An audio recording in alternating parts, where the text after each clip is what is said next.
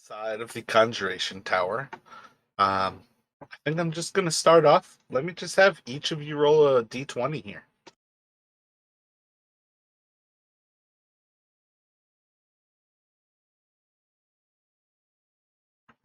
Do you all have any thoughts about what you would do while you are resting? Are you just attempting to rest? Is there anything you are attempting to accomplish before that basically 8 hours kind of cycles through? I think this would be the first time that Brannick would have a chance to kind of like look through Valine's spell book that he had picked up off her corpse after we shoved her off the Sky Tower. So he would probably take some time doing that. Did I actually send you the spell book? Do you have any information on it right now?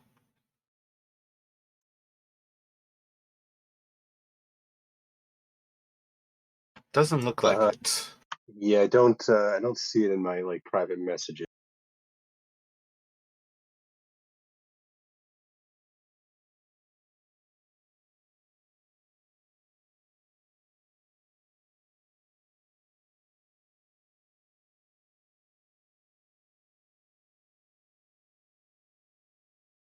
I mean, I have a very limited amount of like inks and stuff to actually copy spells, so that most would I probably be able mean, to get. while you have her book, technically, I think you can cast them from her spell book, though. I don't know. I guess that's where you kind of have to translate them. So it kind of makes sense both ways. But yeah, give me a second here. Yeah, I always thought of it almost as like they each like essentially each wizard has their own kind of like magical shorthand, and so like the copying into my spell book is like the time and the money. That's what it essentially takes to like translate and like trial and error before I can cast it. I didn't even pay attention to this. She's got better spells than she had prepared. Oh, damn.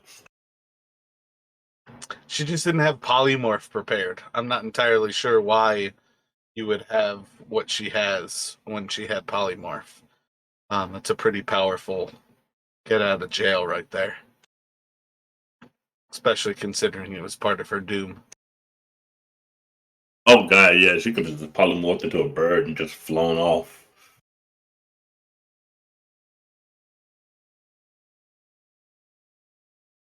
So I've got her spell book kind of separated into two different parts.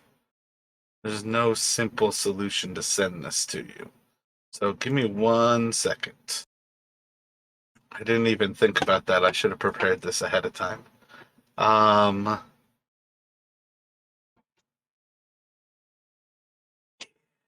think there's going to be a good way to send it to you.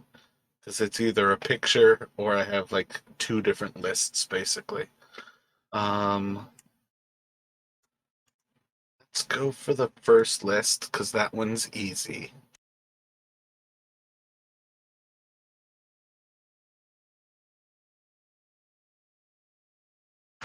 Now I just dropped that right into Order of the Storm chat. So those are the lists of, technically that's what she doesn't have prepared. That doesn't matter for you, but it's also what you guys didn't really see her cast.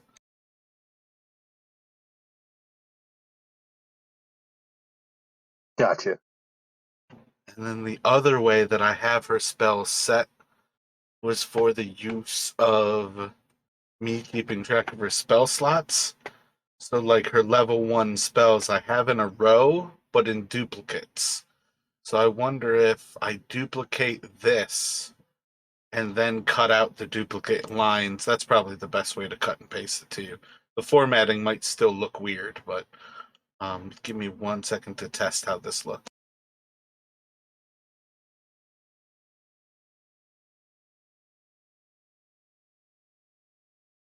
Oh yeah, that looks all foobar. Oh, because they're all links to my spells. It's got the list of spells though, so you can at least see them there.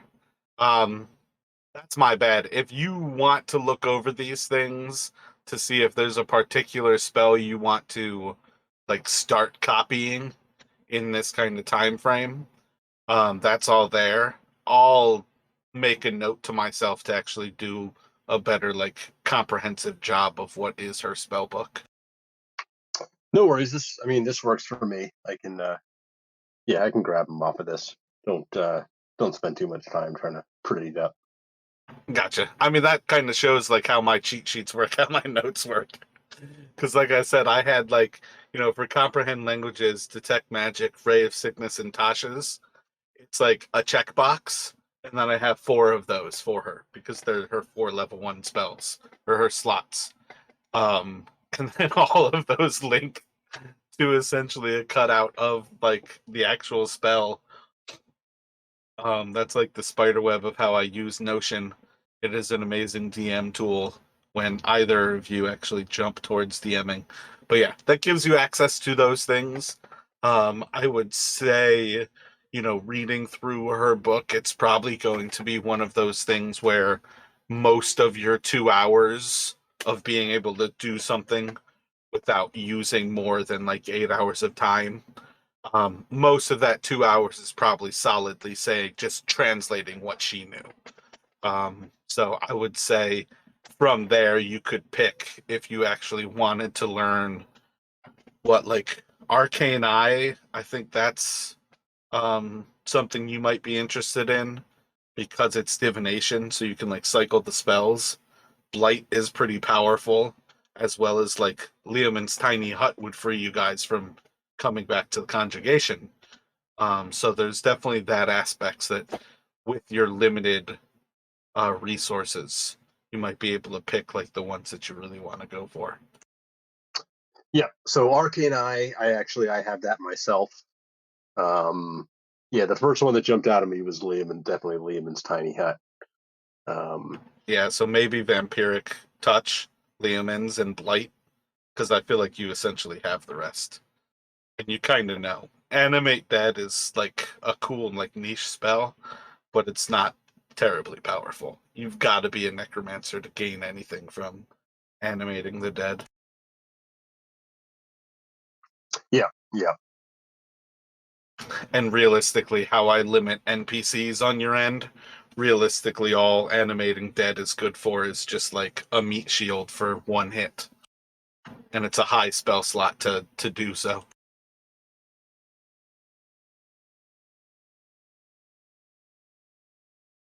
Yeah. So theoretically, that gives you something to do during like your 2 hours of kind of quote unquote watch in an 8-hour rest there. Any thoughts from Caleria? Is it basically other than that, just you guys want to take 8 hours to rest? Do you all have any thoughts about like the perceived danger of when you leave first the mansion and then the potentials of when you leave the conjugation tower itself? Conjuration. Yeah. That's what it is. My bad. Oh, no worries. So is like if we tried to ask the spirits or whatever is like the spell to essentially like create a window that we could see out of to see if the wolves are still like gathered by the entrance, is that something that would be within the power of the spell?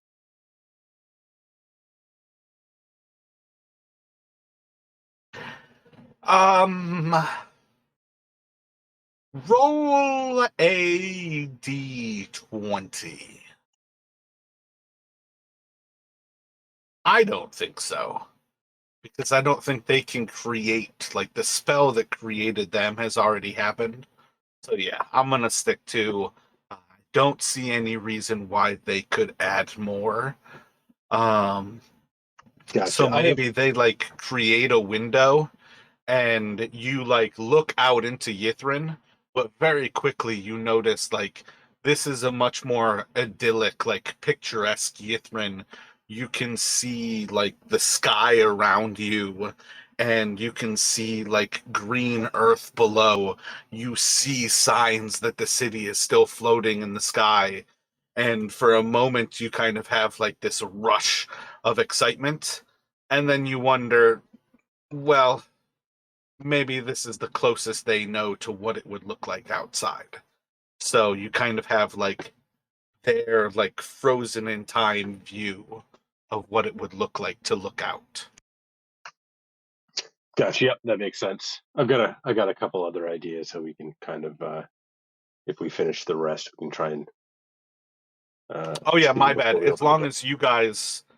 As long as you guys don't have anything else that you have in mind, you are welcome to take your long rest and start to decide how you want to make an egress out of this place.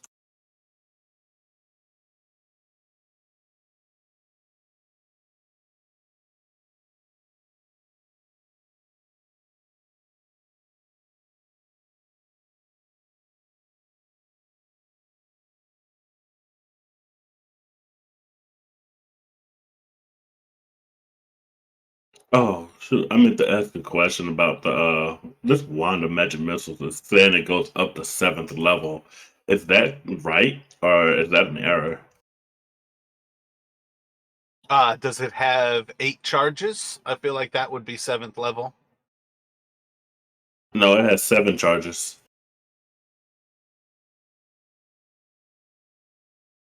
Yeah, yeah, okay, no, that makes sense. So it's first level for the first charge. But yeah, if you expend all 7 charges, it casts a 7th level magic missile. Okay, okay, okay. I If didn't you know would if it was. expend the wand, I'm not sure specifically on Wand of Magic Missiles if it has a fully expended like negative property to them, but many items when you fully expend them, there is a chance essentially that they detonate, that the magic is dispelled from the object. Okay.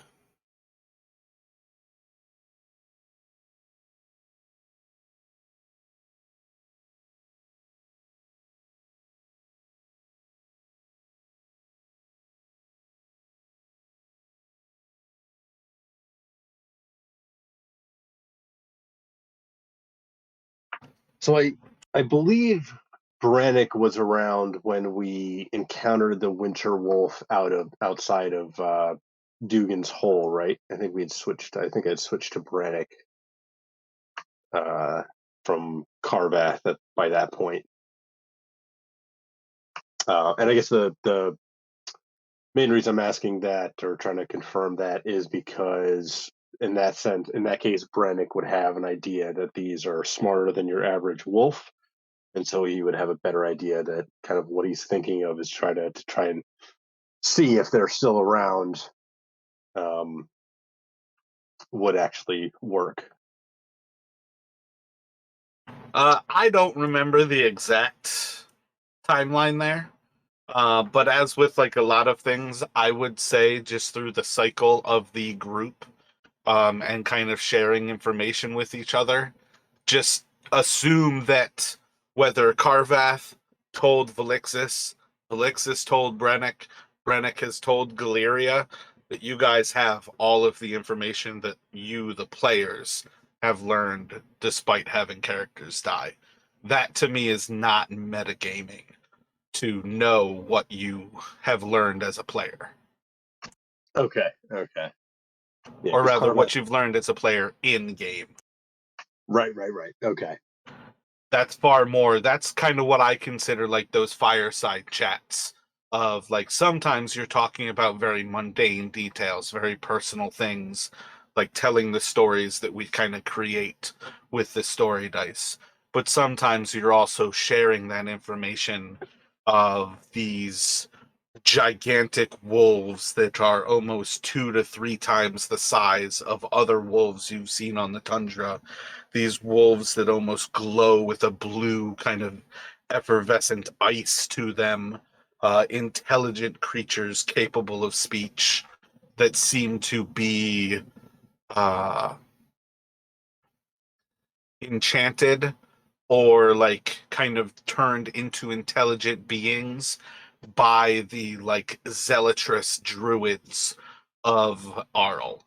Um, like those things at this point, even if we didn't necessarily go into all of those details, it is kind of the stuff that builds, and on some level, I don't think you guys did the part where you really like encounter the druids in particular, but you've had meetings with the druids.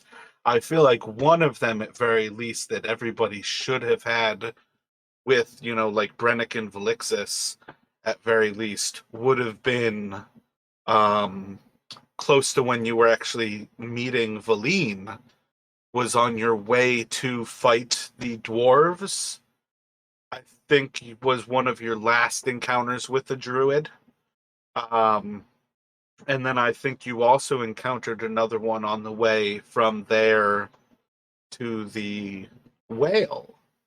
So I think you've had, you know, 4 or so encounters with the winter wolves, albeit, or rather with the druids and the wolves. Um, Open kind of ended links between the druids and the wolves, but at least you probably would be starting to figure out the like zealotrous druids are the ones who are creating these intelligent otherwise creatures.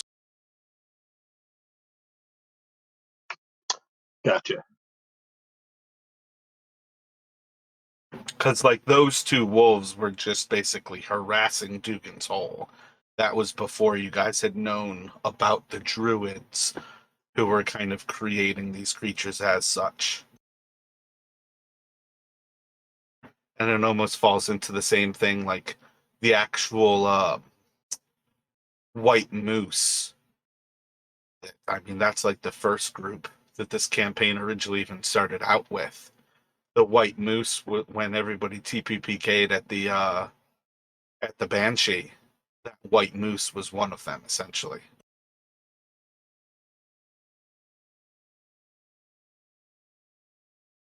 Right, right. Yeah, so Braddock's idea is to, like, once we're done with the long rest and we're ready to kind of maybe try and make our way out of the tower, is to move towards the like kind of move right to the door and then cast detect thoughts, like just kind of reaching out for like this the second way of using it, of just trying to like see if there's any um like thinking creatures within 30 feet. um And that allows you to detect thinking creatures near you. yes, so the that last those last 2 paragraphs, you can also use this spell to detect the presence of thinking creatures you can't see. I don't know how thick the walls are, but if it's like 2 feet or more, it would block the spell. But he wouldn't know that. Yeah, it feels a lot to say that they would be 2 feet thick. I think the interesting thing might be to question whether Chardolin, like in its natural netherese form, is metal or rock. But I would say as you start to kind of reach out, you would notice what is the current roster right now? Brennick, Dorian, Fen, Ged, Galeria, Maltina. You would probably sense the Ice Devil that's being held in the second room. I think you would notice that there is not actually a living creature that is like the creature that's the key to getting into the second room, or into the mansion rather. That creature that's like cycling between rat, owl, cat, and I can't think of the other one offhand. But that is not anything. It's not alive. Uh, but yeah, I don't think there's any reason to say that you sense the wolves as you kind of reach out for that. So after casting the spell, and Brannick would relay that to Galeria. It's like I don't sense them, at least not right by the door. All right, it might be safe, but just to be sure, let me take a step out there and look around first before anyone else. And Gloria will move to open the door and kind of like step outside. Ready. So you're gonna move up to the door and try to open the door handle? Yeah. The door is locked.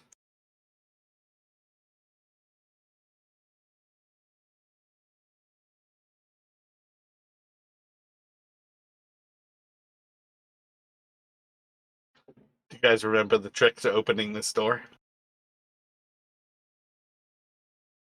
Oh, right. I believe it's the same trick on this side. So Brannick would kind of motion for Galeria to step back, and then try to use the mage hand from some distance to open the door. Yeah. Once Brannick tells Galeria, like, he's got to open the door for her, you can certainly open the door and let her out. Yeah, so he would do that and be like, let me know if you see anything in the immediate vicinity. All right, and so she takes a step outside and she looks around all of the entire area, ready just for anything that may have come at her, searching for the wolves. Roll a perception check for me.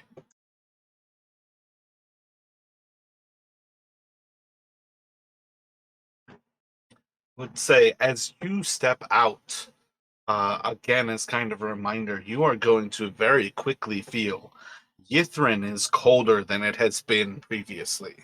I think I vaguely described it last time, that you guys already felt there's an extra chill in the air right now. And as you step out, this place, which has been freezing, it's been sheltered from the wind, so it's been a kind of a respite from what you've been around in Ten Towns and in this area to the north in general. But when you step out now, this is once again kind of 5-10 degrees colder even, and there's a calmness to the air despite this chill, and it's going to at least bring up again another little thought that this cold is beyond just being buried within a glacier. But otherwise, looking around, you don't see any signs of those winter wolves. You don't see any signs of those like blue little, almost like tiny kind of tornadoes that were like swirling above them as they were moving through the arboretum, as they kind of flanked you last evening. But everything seems clear at present. So I don't see the wolves anywhere. It's cold, but it seems safe. And I don't think there would be any reason that the others wouldn't kind of feel the same like blasts of cold as you open the door in that like kind of like temperature interchange.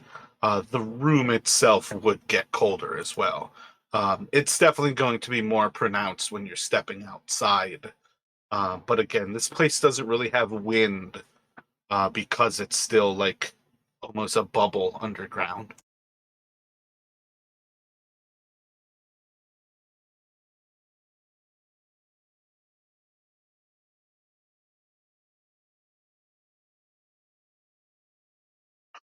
Yeah, so Brannick would move to head outside to join Galeria. Kind of, he'd probably remark on the cold, because now this is I believe, second time that Auril, like in the last few days, that Auril has sent, because we had those other creatures as well show up, same ones I think that we had seen outside of Bryn Shander way a while ago, and now the wolves. and I think we've also heard her in our minds. So I think it. The I mean, for Game of Thrones purposes, the White Walkers, Yeah. those things are kind of like a conduit of her voice. They often kind of have been accompanied by almost her consciousness. So yeah, you would definitely have that sense from that.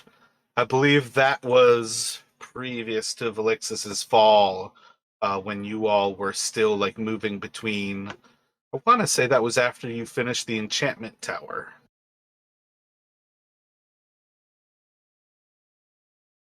Or rather, from your memory, after the enchantment tower collapsed around you.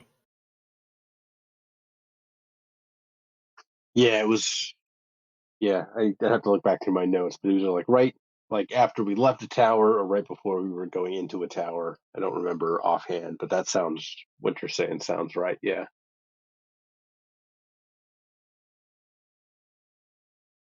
So, with the first little semblance of safety, everybody kind of ushering themselves out of the conjuration tower, and you're back on the surface level, like the open plain of Yithrin. Do you all have any thoughts? The divination tower seemed to be a bust. You didn't have a great chance to search through there slowly, but with the expectance of finding the clue in the highest level, you basically got to the highest level that you could go to and found that the top of that tower had been obliterated. Um, and I think that's kind of one of those kind of gray areas between when we switched to this introduction of more content with the towers and when you all explored. But I feel like there's a certain level of basically saying, you could kind of see some of those runes almost like scattered between the divination tower and that line, like crossing the bazaar towards the observatory and towards the menagerie. Maybe we'll call it like uh almost like like sparkly kind of like stars ingrained in the stone of the divination tower. You can kind of see some of that stone almost like impaled into some of these other buildings, and there's a certain level of like you could go all along like that path of ruin and try to look at each individual stone. You could go to kind of like the furthest stones and check like from the menagerie and move backward, assuming that the highest stuff got the furthest. That you almost want to start with the highest things, hoping that that's like the tip of the tower, where essentially most of these have been held where like the high diviner would have been, like in their private study.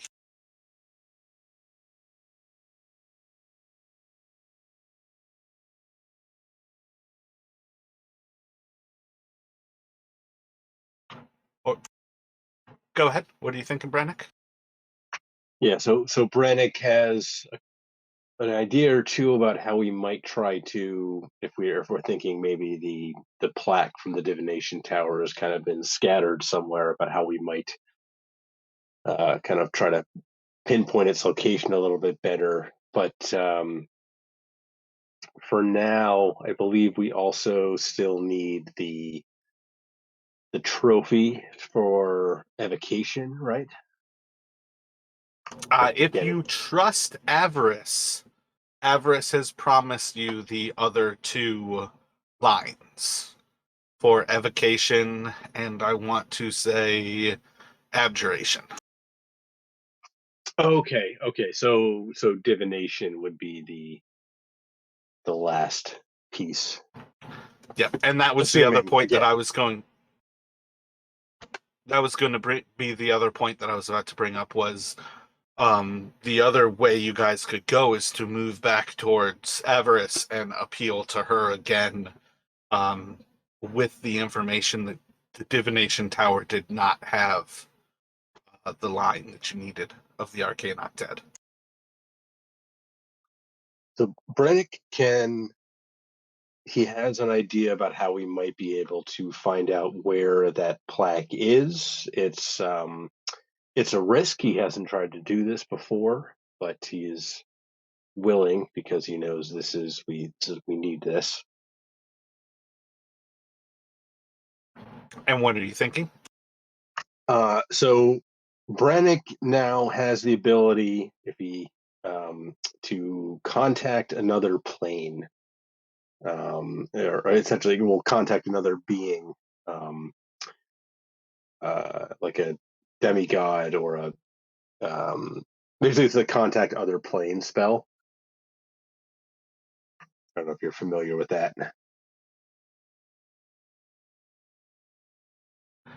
Gotcha. Who do you think you would contact?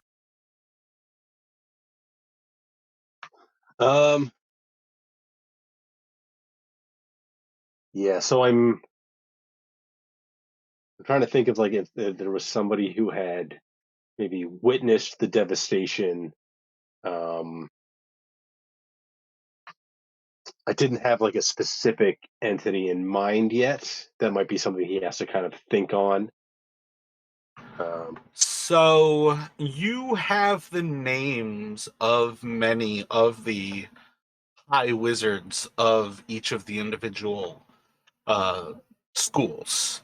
Irithalas is like the wizard on high, and then he had his 8 kind of disciples who are the high Edger, the high diviner, the high this, the high that. You don't yet know the name, I believe, of the high diviner. I believe that's true when I say that. But you all have gone through the museum, and in hindsight, that was one of the first places you scouted. So you didn't necessarily know what you were looking at when you had seen there. But you could go to the museum to potentially find information on who the High Diviner was. Or you could potentially go to the library and try to find more information on the actual schools there, or simply going to the actual. It's just listed. I have it listed there as the arcane, but essentially like the school for like before you choose a magical school. Um, but those are possibly the 3 places where you might go to research those things. Right. Yeah. So I'm thinking kind of the museum would probably be the quickest. The library probably has the information, but it might take like a lot of kind of searching through. So if Galeria is up for it, Brannick would suggest like if we can kind of now that we know what we're looking for in the museum, because we recall seeing like a bunch of stuff about the kind of the higher ups there. If we can kind of head to the museum, trying to find like something that identifies who the high diviner, the most recent high diviner was, or even a recent high diviner, and then Brannick can attempt to contact them and essentially ask them like what the line is, or how can we get it. Yeah, Gloria wouldn't mind. The museum she feels would definitely be quicker since she would ask if all you need is his name or her name, then the museum would definitely be quicker. Um, unless they just have it plastered at the school, because I figure like if they have it at the arcane school before you choose, they would probably have it there as well, just to tell you so that you know who's in charge of your school of magic that you're going to. Yeah, maybe we could, because the arcane is kind of on the way, so maybe we could try and like quickly search through there, and then if we don't find it, we head to the museum. Definitely, because the library would definitely take a long time, especially since we don't know the person's name. At least with the Museum of the Arcane, it'll definitely get you the name right with the school, so that you know you have the right one. Yeah, I think that makes sense. Potentially another place that you could go is to return to the House of Silk, and see if there was anything that might give you information. That would probably be a long shot, though, to say that one. Um, but you might have kind of these things in mind where, like, you have those potential 4 places. But head towards the House of the Arcane, see if you can find any information there before heading towards the museum. Yeah, I think that's a good start. And then, like, yeah, the House of Silk can be kind of like, if we can't find it somewhere else, that's somewhere to look. But yeah. Yeah, so let's start off. Let me just get a D12 from the two of you.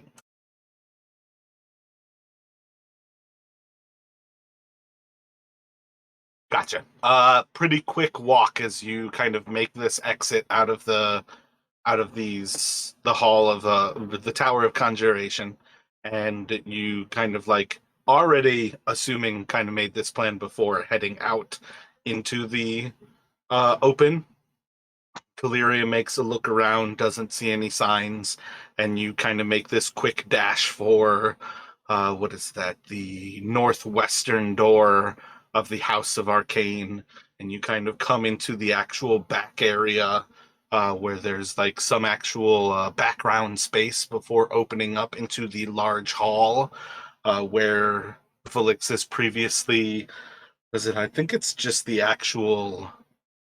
I think it was a goblet that sat on top of a like little can't think of the name of a pillar where you would like rest a book kind of thing. But essentially, it was the goblet, kind of like the Hogwarts hat that puts you in a school. You had the opportunity to kind of pick up this device, and Velixis learned that you could kind of learn a cantrip of each school to test your affinity with that school. And you guys kind of come up on a back area of this. Um, it's not much to it, but it's clearly meant to be an area that is not necessarily for students, as most of this hall is just a large kind of seating area overlooking that goblet. But do you have any thoughts what you were looking for, or are you all just kind of in general trying to do a quick search around here for what?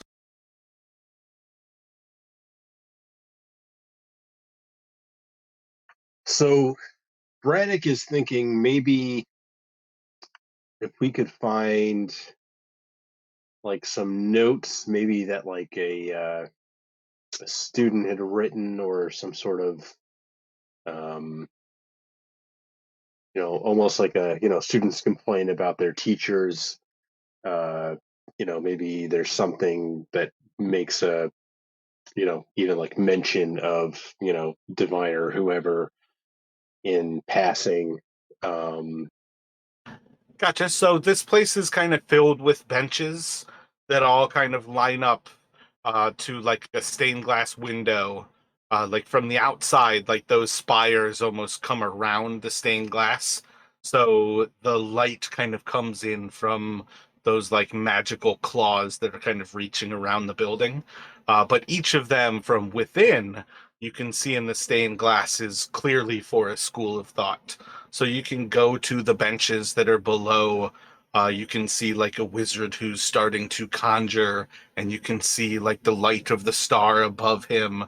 You can clearly see like this is the like seating or the benches for the students of the School of Divination, and hopefully find like some graffiti kind of like scratched into the benches. There's no paper or any signs of like books or remnants. So you're kind of looking for signs of somebody like leaving a more permanent kind of graffiti. But you could do a probably on that one, I'd say investigation check. Uh, Before you roll that, though, how is Galeria going to attempt to search for this information? Are you just trying to do the same thing to try to be an assistant to Brennick? Do you have any thoughts on how you would approach it, Galeria? Galeria is actually going to, um, she's going to look at she's gonna look for where the school choices are, or where they talk about each school in the arcane, and she's gonna find where they talk about deviation and see if they have any information over there in that section about the high mage for the divination tower. Gotcha. So you're trying to find like records or whatnot that might be somewhere in this building that might give you some clue about like more information about the divination school. Correct. Gotcha. So let's go for, I think, investigation from both of you. And let's see what these do.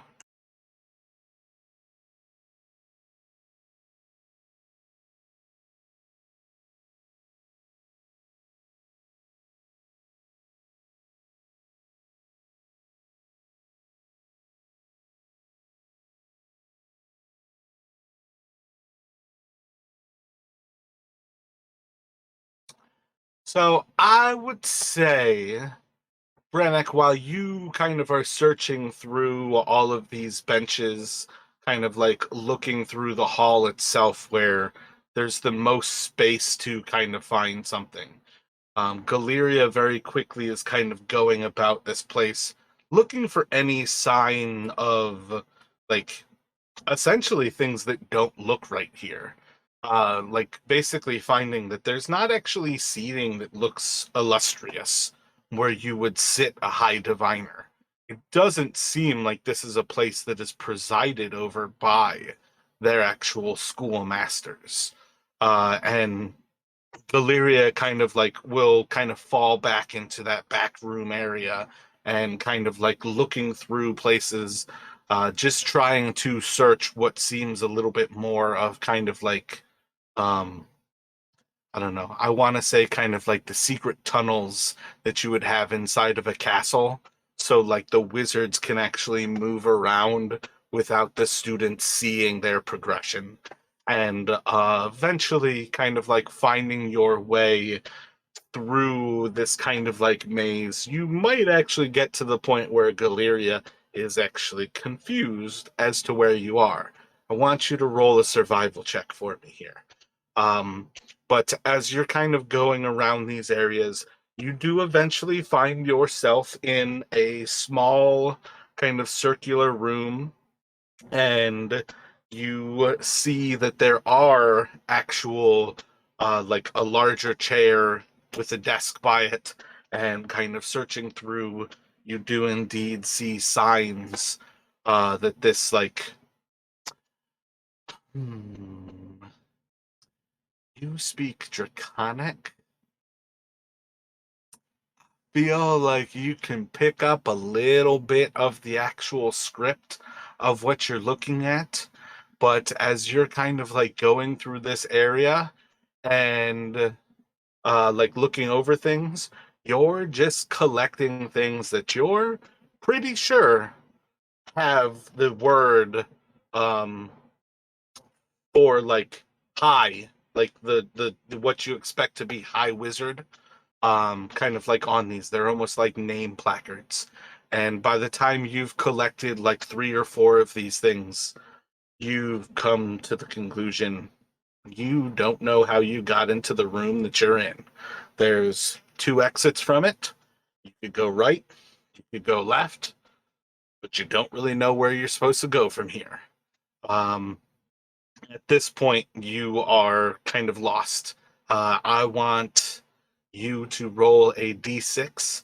And Brennick, as you kind of finish up going over these like desks, or not these desks, these like benches, and kind of like satisfy yourself that you don't see any scribblings, you don't see any signs of kids having like carved any like insults into these benches.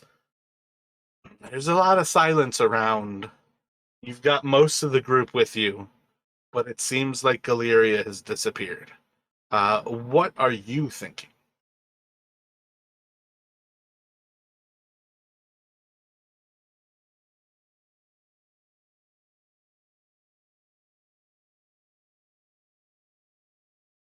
So I think first reaction after kind of like finishing his search and then kind of looking up and seeing Galeria is not around would just be to call out for her, see if she responds. Roll a d10.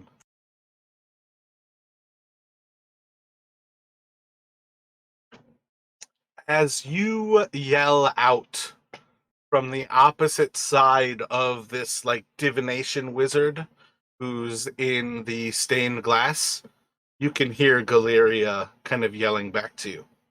It seems like Galeria is behind that glass.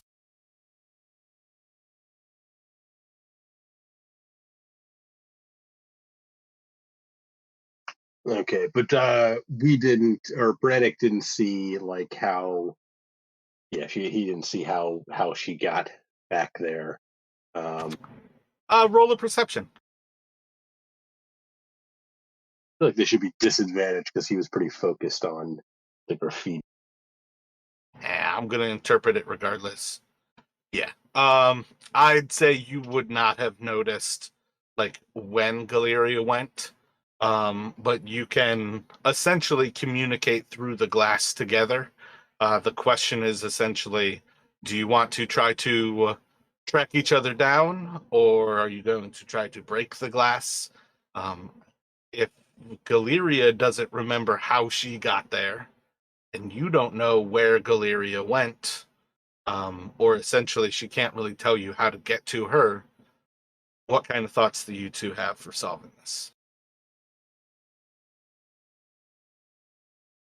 Yeah, so I think probably like the first thing Brannick would just kind of like he would like tap on the glass and like kind of call out and just ask Galeri to do the same just to confirm that like she's on the other side.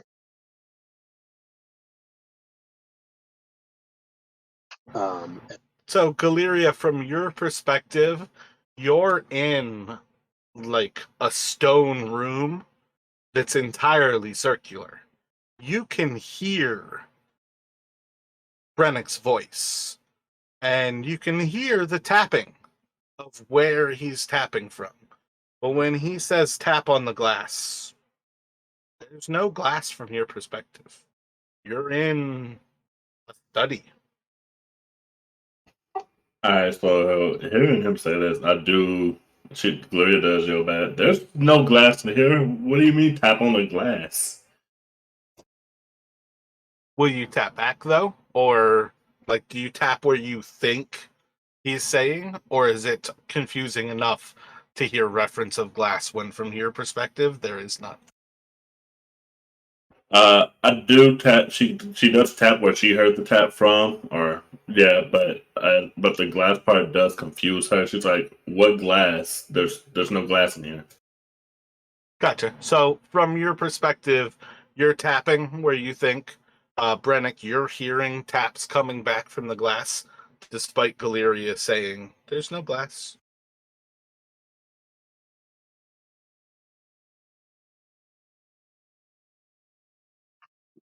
okay, so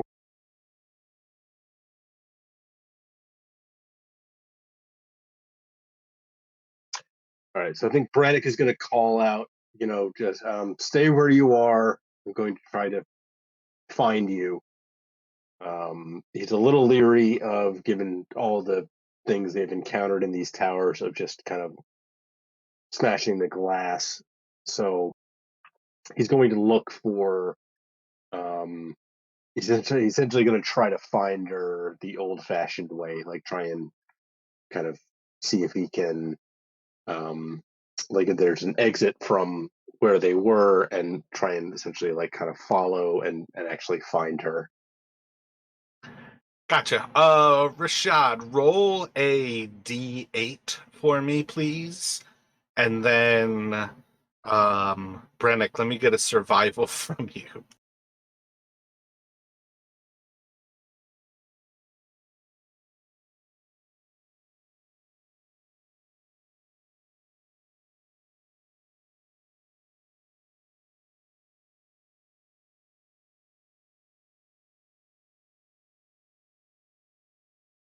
getting strong like Scooby Doo vibes here, like haunted mansion, like.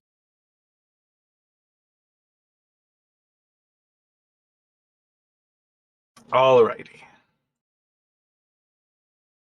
So when you start, basically,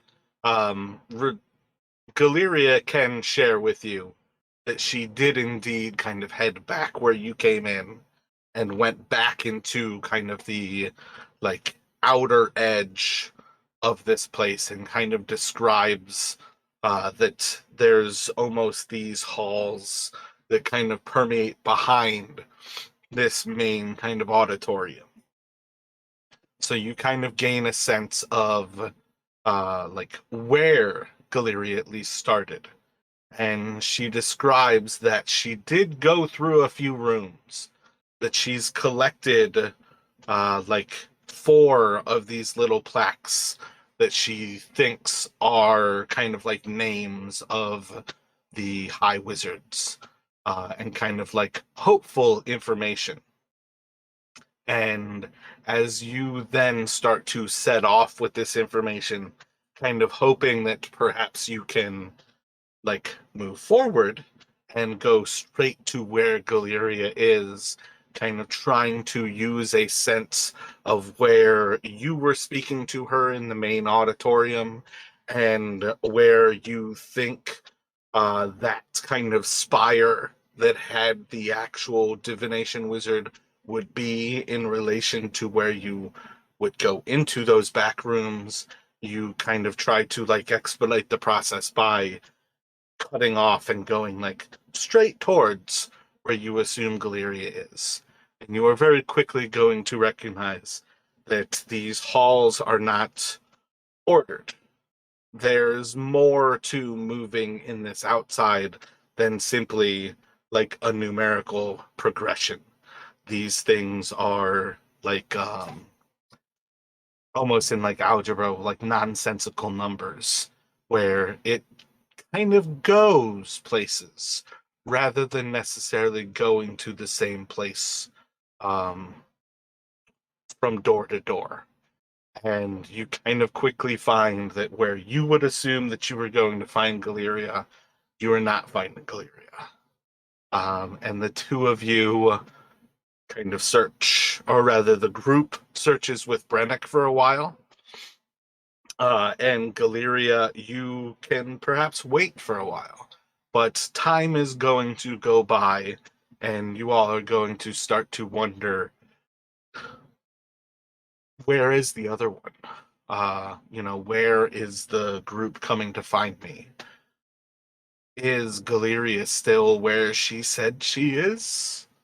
And you kind of finding these difficulties in actually finding these other presents. But at present, if say 10 minutes have passed by, Galeria, are you going to stay still? Or are you going to try to find your way out? And Brennick, yes, really, when you are ready, can you roll another survival to try to find where Galeria is? Galeria, after a few minutes, she knows Ben says he's going to come find her, so she didn't want to get lost, but so she decided she'll wait maybe 10 more minutes, and if no one showed up by then, she figures she'll take the door on the right and head out to try to meet up with them. Gotcha. So yeah, another 10 minutes are gonna go by. You still find no signs of each other. You find another few rooms, and at this point, Brennick, you've already walked through 8 of these rooms. There's only 8 schools of magic. Starting to realize that you might have gone through 2 rooms 4 times. You might have gone through each room and not found Galeria. But this is a little bit more than what you might perhaps expect. And it's going to perhaps take a little bit more of kind of creative thinking to get through this place. Do you have any thoughts how you would like to try to improve your chances of finding Galeria, Brennick.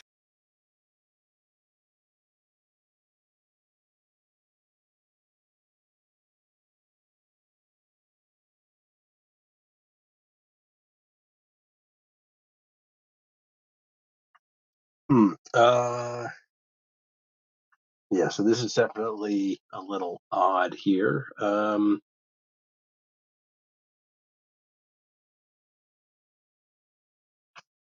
Oh, okay. I know what he's going to do.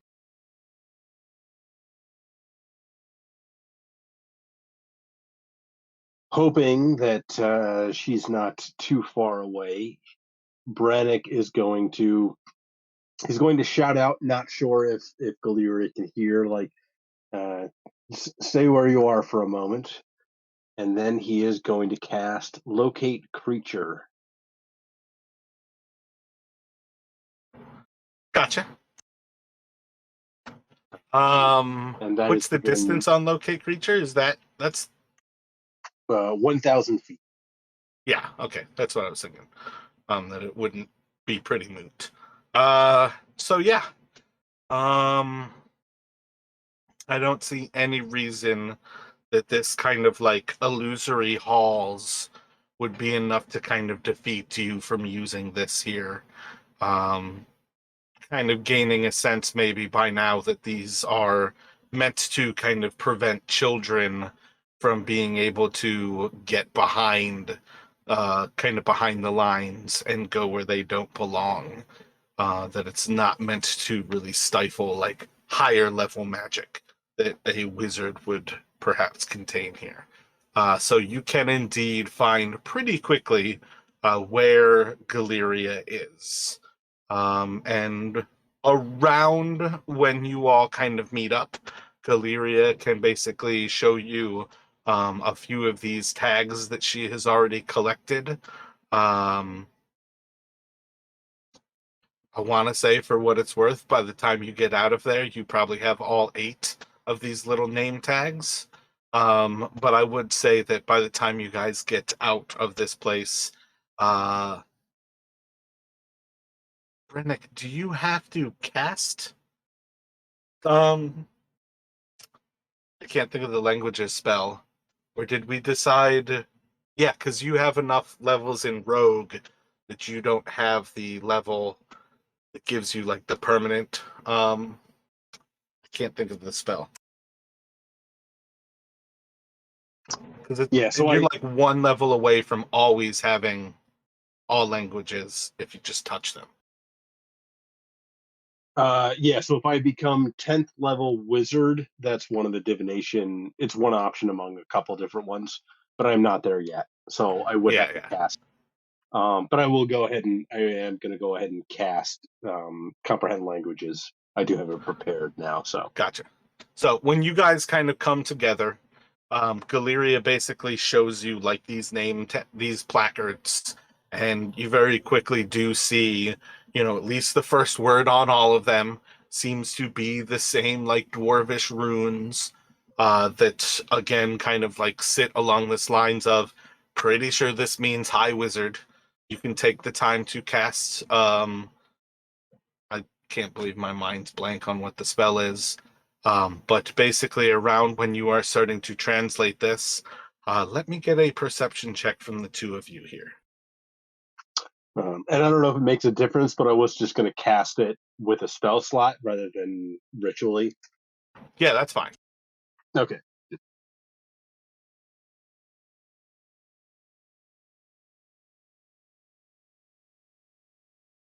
Yeah, I mean, that's why I like the idea of the new inspiration on ones, is because each of you would have like the new inspiration by now, or the normal. So, as you guys meet, Galeria is describing these things. You see like the same ruins. They don't mean nearly as much to you, but once you actually cast the spell and kind of like have this like flow of the magic kind of translating these spells before you, you can indeed I'm not sure if you guys have saved like a full list of all the names, but if you want any of the other names of any of the high wizards, I can give them to you. As far as I'm concerned, Galeria has collected all of their name tags from the House of the Arcane, but you do know that the High Diviner is named High Diviner Appius, Apius.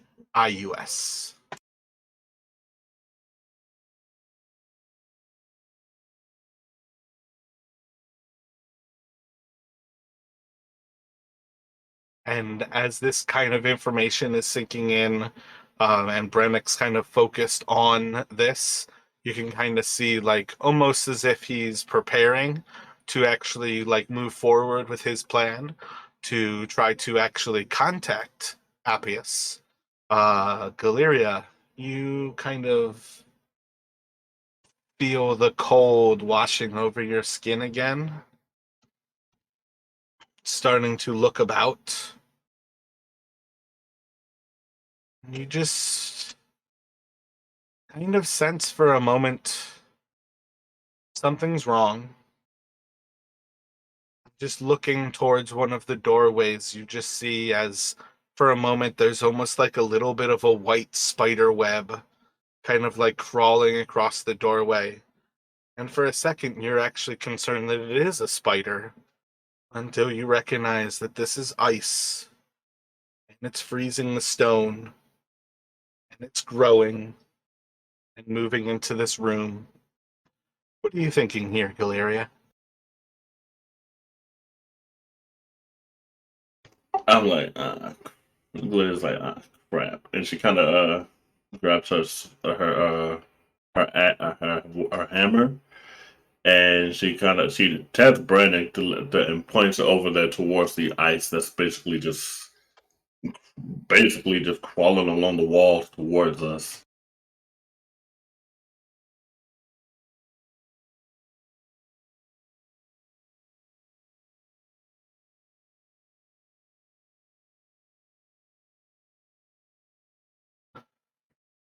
So, with the thought that there's like a cold snap hitting this stone, you guys can go out the other door from this room and try to flee, or you can start to prepare for what is probably something walking towards you. And with the sign that it is something colder than the air around you. You probably know.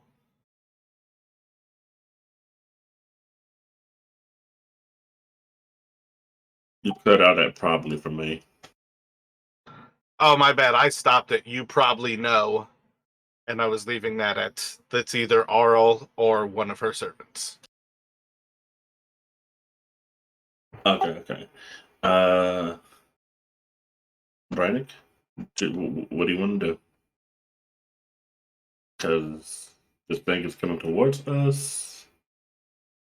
We can either fight or flee. But we got to make that decision quick.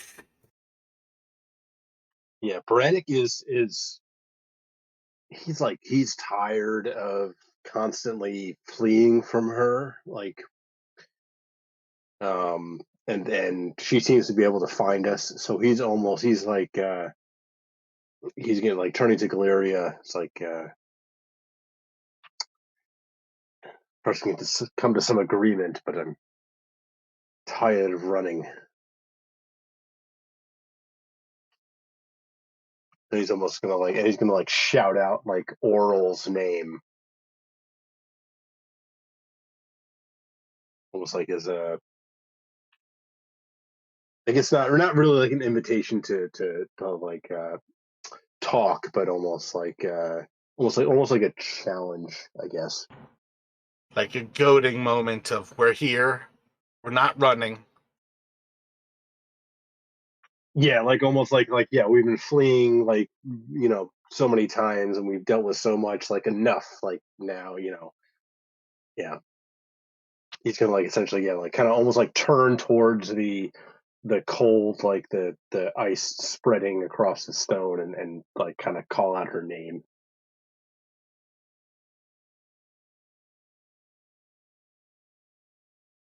So let's give you all a place.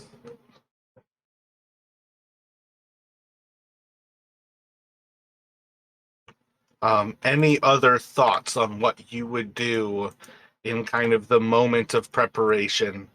Um, you have like the foresight, Galeria. You kind of like spoke to the others. Rennick is kind of responding to call out and kind of like stand your ground. You guys basically have another moment or so. Do you have any thoughts what you would do prior to essentially meeting her face to face? Brannick is going to pull out the codicil and just hold it in his hand.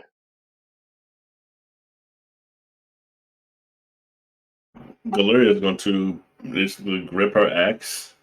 I mean, her hammer. I said an axe, but her hammer, pretty much like she is in the picture, and she's going to say a silent prayer to her war god or to Hor to give them strength because she has no idea what's about to happen now because they are not fleeing. And she's not sure if they're about to either fight a god or a serpent.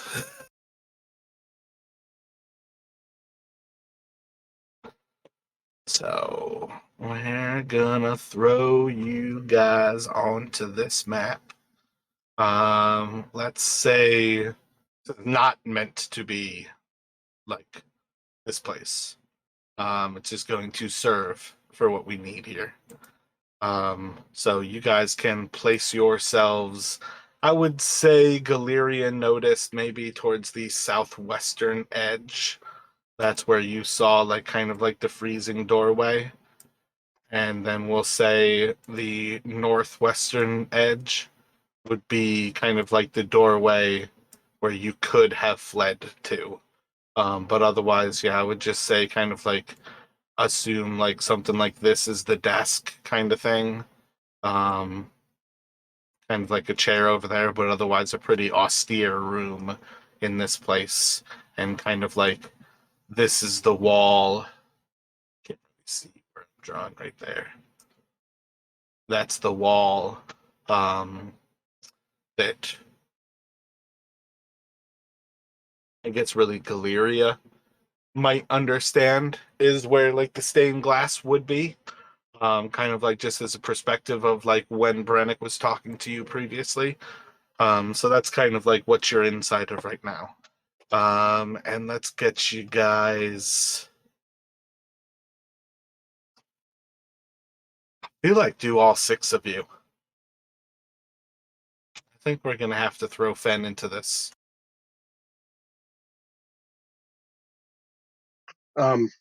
Yeah, I guess out of game, I didn't want to like force Fen into something.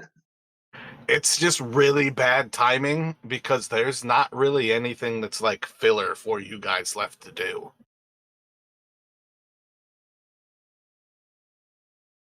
Like we've been building to this moment for a minute now. It's kind of rough because that was part of like I don't know, part of where I kind of left things at the end of last session. And then also just as a behind the lines kind of thing, when I rolled to see what the encounter was, I rolled a 20. When I roll a 20, it's not a choice of like a random encounter. This is the big one. Yeah. Okay. Mind if I just take a quick 5 minutes? 100%. Go ahead. Take a little bit of time. And yeah, we'll see you in a second here. Yeah, just while you're setting up and stuff. Be right back.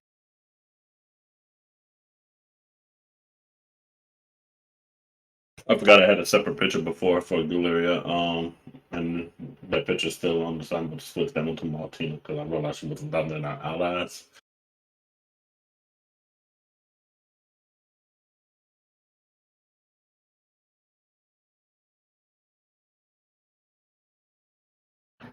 He has no picture for Ged.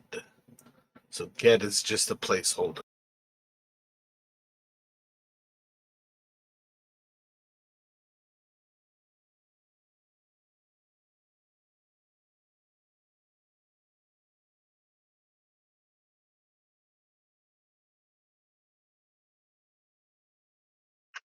Okay, I'm back.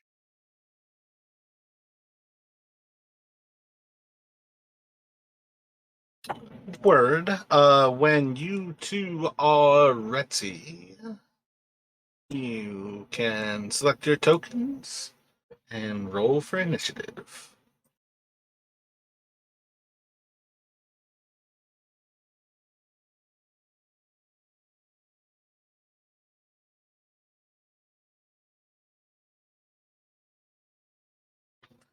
When a D4 goes missing, always fear for your life, because it could be on the ground.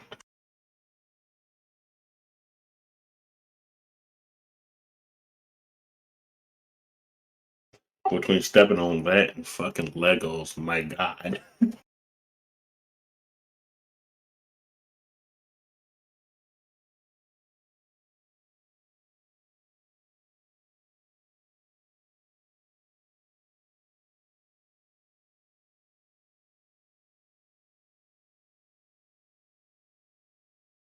Alright. I gotta play as Fen. I gotta play as his sidekick and the enemies. So we are going to start here.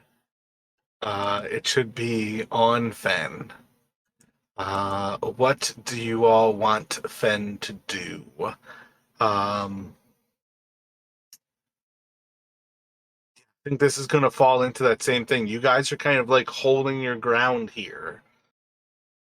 You expect someone to round the corner. Theoretically, you're going to kind of having him hold some sort of an action. What kind of thoughts do you all have as to what he's doing?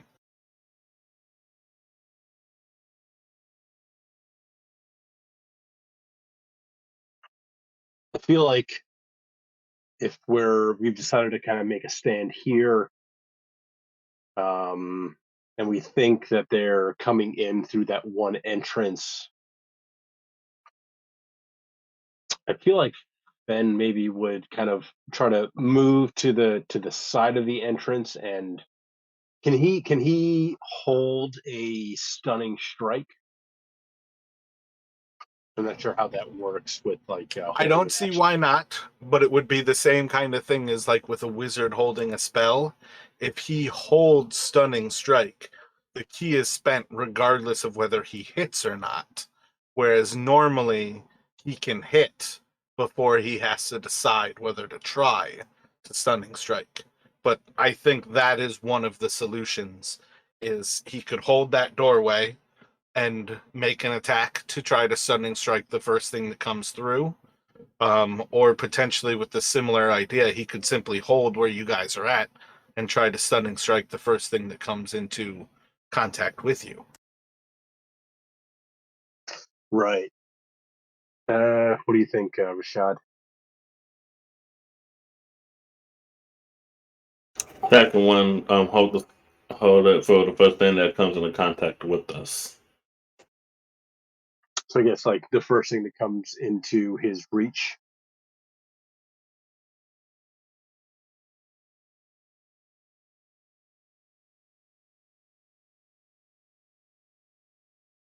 Gotcha. I feel like this is a major enough moment. We kind of know, especially after Brannick yelled out Auril, like we know this is a big thing. So yeah, I feel like maybe that's what he would do. And just for like, how many of those can he do?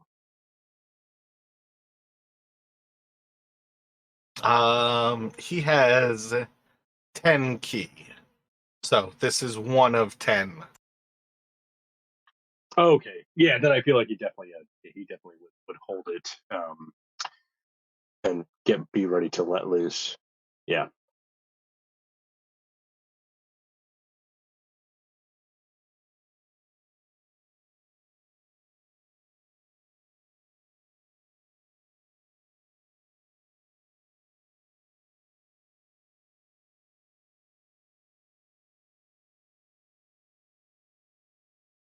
My bad. I'm trying to like juggle how to best look at all of these stat blocks. I'm not ready.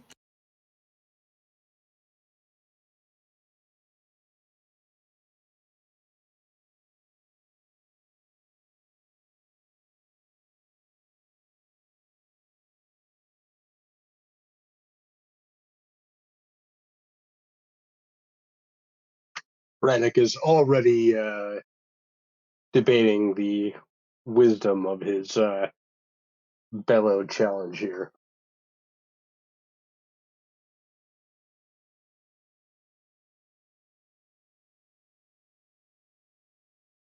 If I can bring up my criticism, I feel like on some level, running has been too common of a thought. I would say it's kept us alive, but But Valixis is dead. Felixus is dead. We are all on our second characters.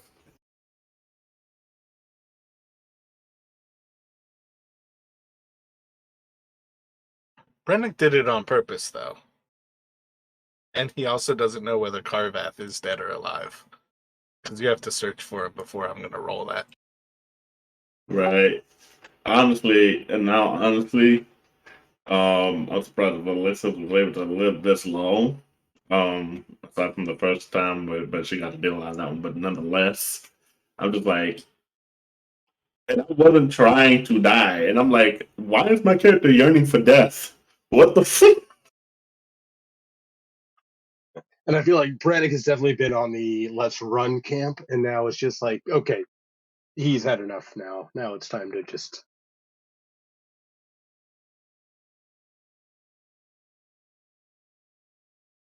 Like I've definitely played him pretty like little hesitant, maybe over hesitant at times. So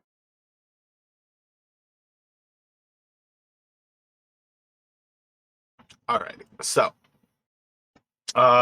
as you see. Oh wait, I forgot. Also, he's got his sword master. So, what do you think Ged, as kind of a more heavily armored, kind of sidekick sword fighter, might do in preparation?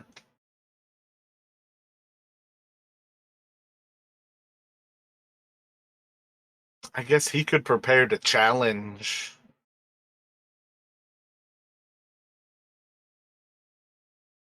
well, I'm not sure he'd be ready to challenge like the first thing that comes in, because he probably doesn't want to challenge like Auril.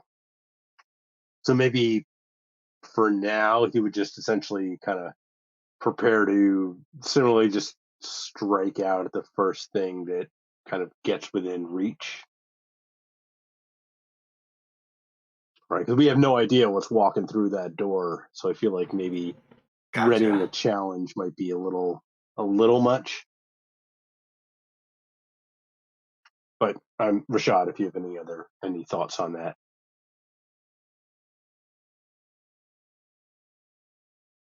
Well, shoot, at the sort of I feel like, um, shoot, I'm not sure. I want to say he'd also be at the ready, just in case, like he'd have his hand, like his weapon ready. But he's not gonna. I don't think he would attack the first thing that walked in. More like he'd be ready for the first thing that attacked us as well. Yeah, that's kind of my thought as well. Like he's essentially holding an attack for the first thing that kind of closes in to reach into range. Yeah, with Ben the Swordmaster, he's not gonna just leap out at the first thing. He's not gonna attack before being attacked first.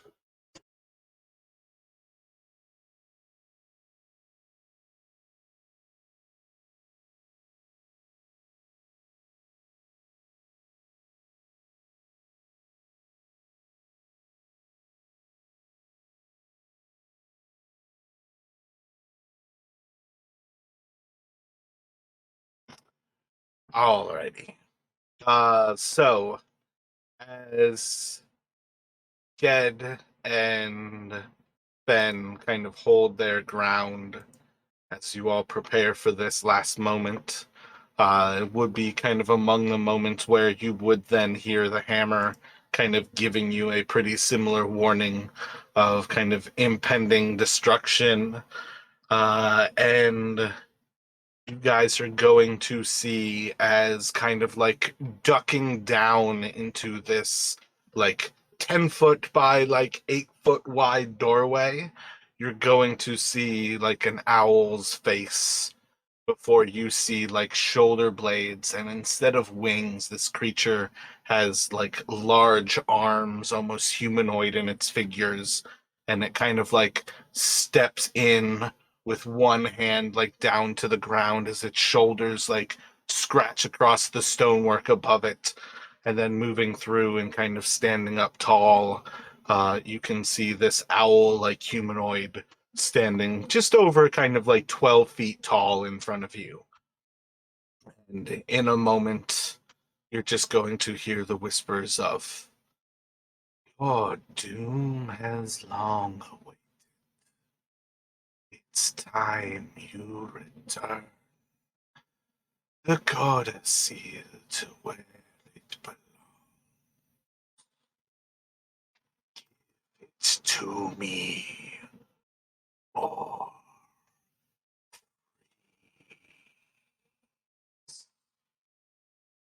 and you're going to see as she starts to speak the words freeze. Like her hand, the air around, the breath coming out of her mouth, there's like little molecules of water kind of coming from your breath. They're like freezing and almost falling as little snowflakes in the air. But she seems to basically be calling for you to return the codicil to her as she steps through the doorway. And that's going to take us to Galeria. What would you like to do?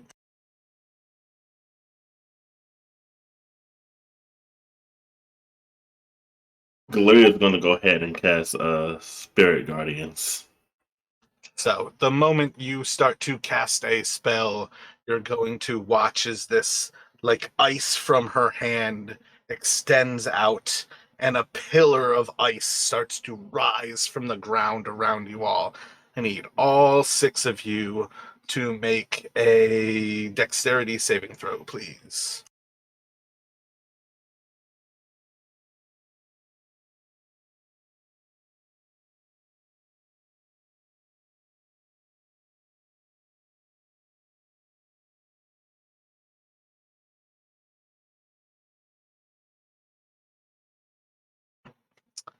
Alrighty. So everyone is going to fail that right now. Your sidekicks as well. So I need, what is the sidekick?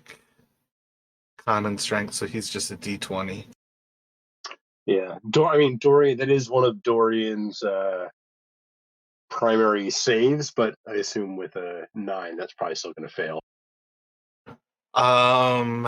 Yes, it will definitely still fail. But what is it? I think normally their proficiency bonus, it's +2 above what it is normally. So what is it? A +6 with proficiency. So it's probably a +8 right now. So that is a 17. And Ged will fail as well. And Rashad, will you roll a d20 for Maltina?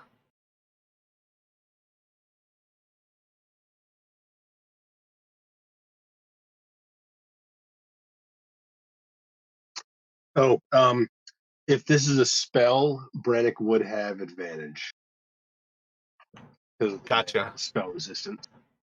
So yeah, you'll take half damage on this one.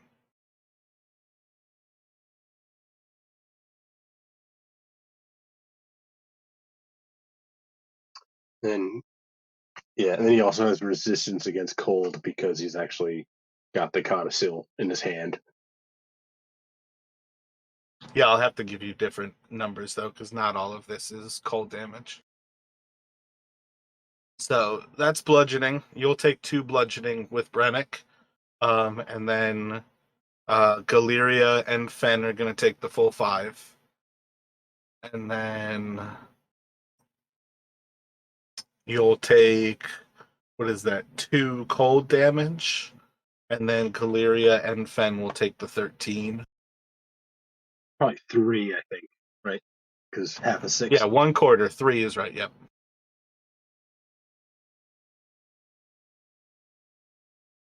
All right, and everybody should have started with 10 temporary hit points at the start of this day. So Fen is taking a total of 18, so he's losing 8 hit points right.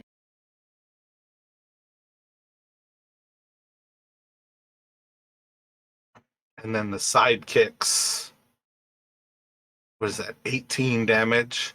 So con 18. I need a con save from all of the sidekicks real quick.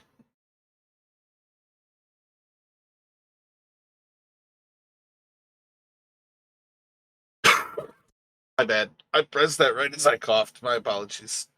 So both of your sidekicks are good.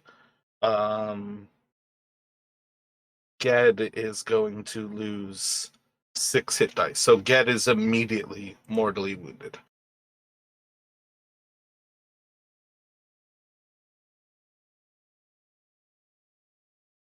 Which again, I think I told Brent Justin this last week. But sidekicks cap out at level 7. So they cap out at 7 wounds. He just took 5. Or he just took 6 by failing that. The other sidekicks are going to take 3 wounds by failing. Do you take half? They've got to take half. No, they failed it. Oh man, it's so confusing. It's so many chances to take half. I think they're good not taking wounds. Bam, bam, bam. And that's going to put all of you in a 40-foot diameter cylinder. I don't know how big I made this room.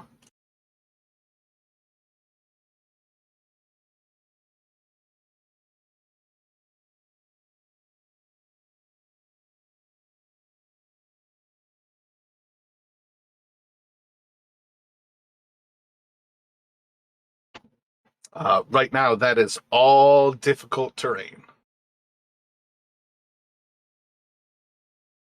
And then you can now cast Spirit Guardians with Galeria.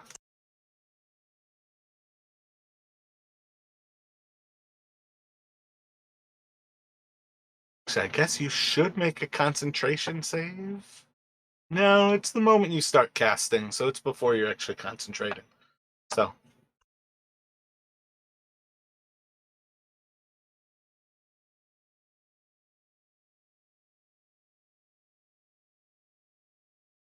So she's gonna cast that to bring up her spirit guardians, and then she's gonna try and go ahead and move forward to try to get closer. But the bit difficult terrain, she only moves half the distance, right? That's correct.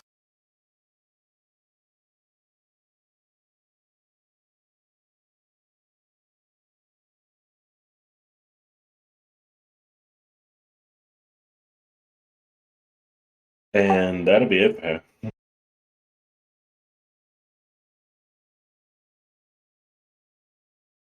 Sorry, I moved Martina not. Oh shit! See, that's I moved Martina not and Gloria.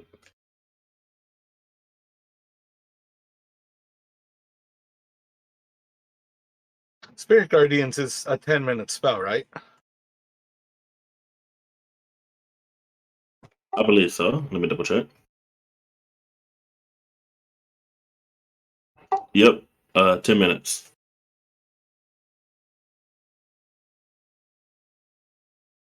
I think it's concentration though too, right? Yeah.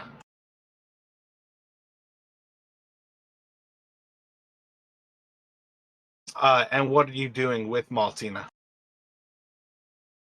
But Martina being a ranger, she's going to actually. She doesn't have a line of sight, so she's going to move forward, right there beside Deliria, and actually take a shot with her arrow. That's it. Gotcha. So you can take 2 attacks with her signature attack if that's what you're doing.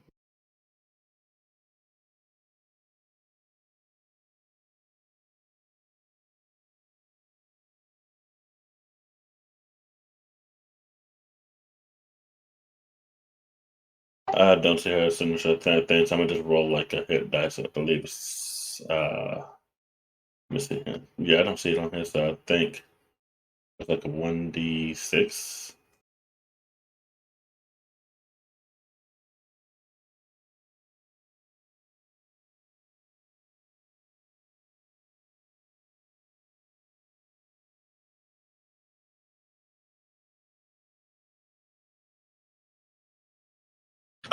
What class did you want her to be? You said you wanted her to be a ranger? Yeah, Ranger. She's taking a shot with a longbow. Yeah, I don't know if you've ever actually decided what she was, because I don't see one for her. So give me one moment, and we will give you a ranger for her to control. Okay. I'm sorry. I thought I did because she's a ranger. She's a ranger beastmaster. That's why I put that I did. But yeah.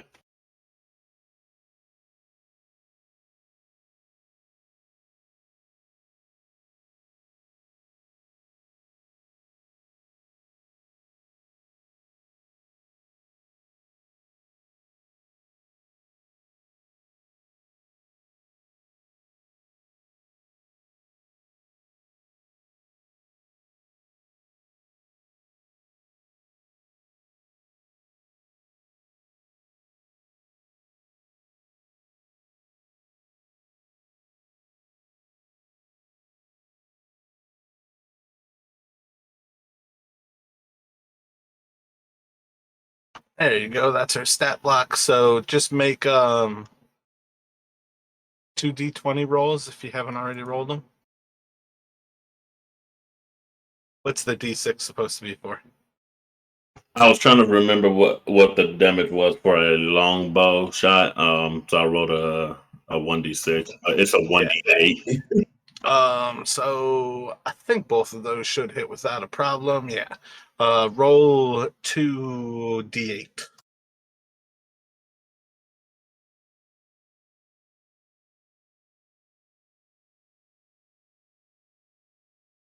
So 18 damage to her.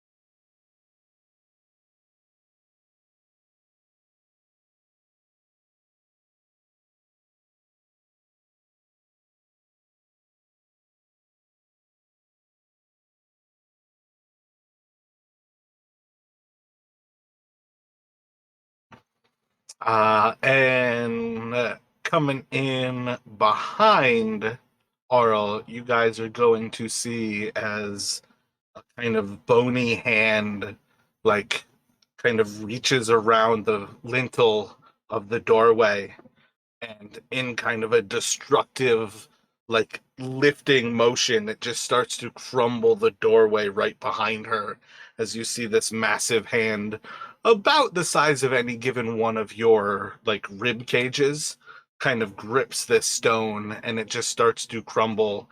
And then you're going to see this about 20 or so foot tall creature that kind of, like, crouches down a little bit underneath the destroyed doorway before stepping just kind of like right beside and almost over the 12-foot stature of Auril herself before it walks into this room. And I think it is going to...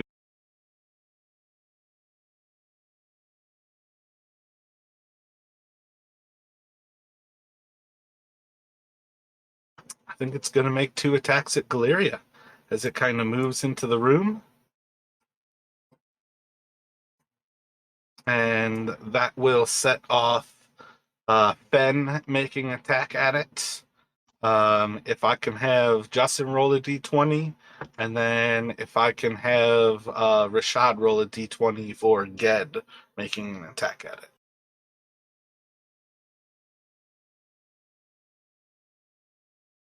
So I think both of those are gonna hit, because I know Ben has a pretty massive plus to hit. But those seem legit. So I think damage roll with Fen's weapon is a d10. Can you roll a d10 for me, Justin? And then Ged, I think, is 2d8, Rashad.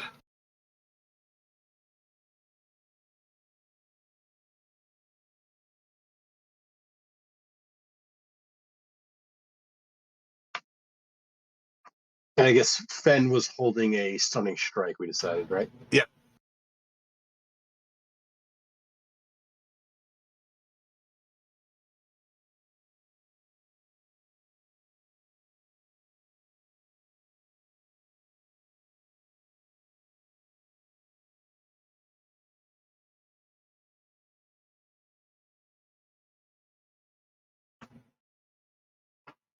Yeah, so as this like skeletal creature, like this skeletal giant, like reaches back and is kind of like stepping forward to strike into Galeria, Fen just kind of like jabs up at it with his long sword, and just in like a moment of how he like encountered like the tip of the sword kind of like stabs into its bone, and then you see like a little bit of like a flick of his wrist as he kind of like turns it into the creature's like bone structure, and just in a moment all of it just kind of freezes before him.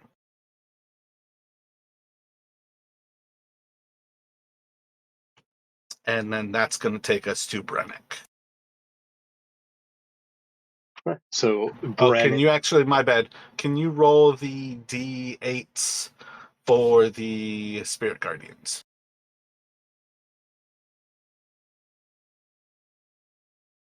Yeah. But you're otherwise good to go there, Brennick. yeah, so Brannick kind of fighting his way through the storm is gonna move and kind of like holding the codicil kind of up in one hand. He's almost gonna like sneer at looking towards Auril. It's like, what kind of god is so needful of a book? And he is going to throw a fireball. Can he see past her, or is she taking up the whole, um, essentially the You could whole place the entry? fireball behind her, like just so you don't hurt anybody else. Yeah, I want to try and catch her and the big skeletal thing. I think the risky part of it might be to say where Might Maltina catch. is. Yeah, that's what I was thinking. Um, Yeah. but that's more the radius of the fireball than necessarily like being able to place it behind her. But place the fireball spell and see. I would say essentially you're just looking for it. If you can get it behind her and not on Maltina, that's acceptable. I just mean if you grab like the spell token. Yeah. Yeah, that's perfectly fine.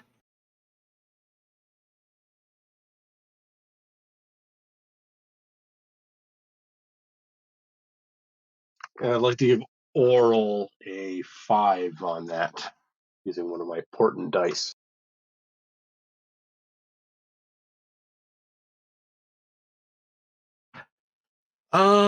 Can you display portent to me?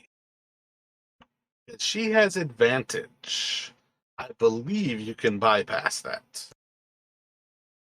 Let me see. Hold on. She is magically resistant.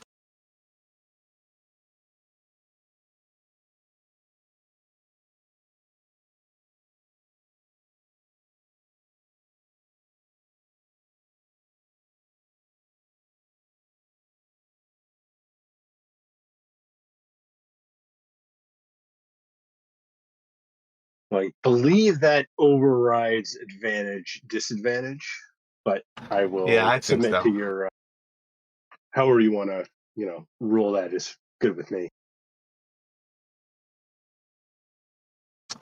And roll the damage for it. Oh, 32. It's up above that. Okay, gotcha.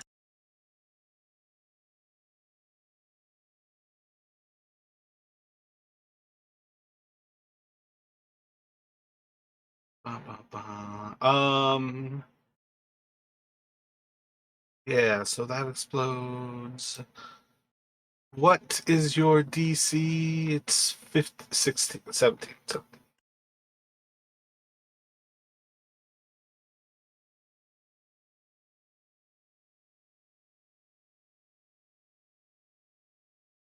at the end of your turn, she is going to teleport directly behind you, Brennick. And- What is Dorian going to do? Okay, yeah, I was just about to ask. That occurs before Dorian's turn, right? It does indeed. Yeah. So Dorian, probably he was thinking like go, as he saw this big thing kind of freeze up, he was going to head that way. No, wait, but can he reach it? 5? No, he can't. It's difficult terrain. Plus, you have to move through somebody. And this is like a desk, right? So he can't really move through that. Technically between Galeria and I mean difficult terrain is difficult terrain. There's no double difficult terrain. Between Galeria and Maltina, he could reach it. Okay, then yeah, he would kind of be doing that. He would come down Because here it and takes up a larger space. Like I think what is it, like 12 creatures can get around it. gotcha. I wasn't sure if he could actually like stand on this area because I think he said it was like a desk or something. But um, yeah, so um, yeah, in that case, he would just be stabbing out at this kind of creature with his rapier.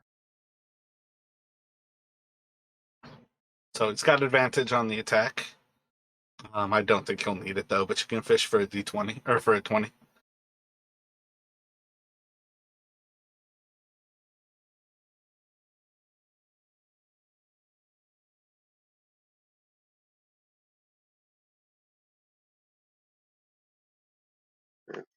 For 9 piercing damage. And a second attack from him. Oh, right. Sorry.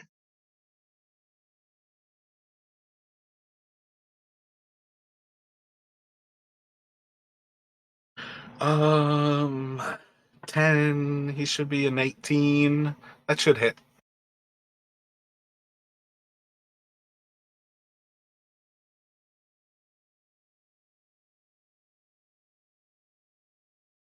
And then that would be for 10 piercing.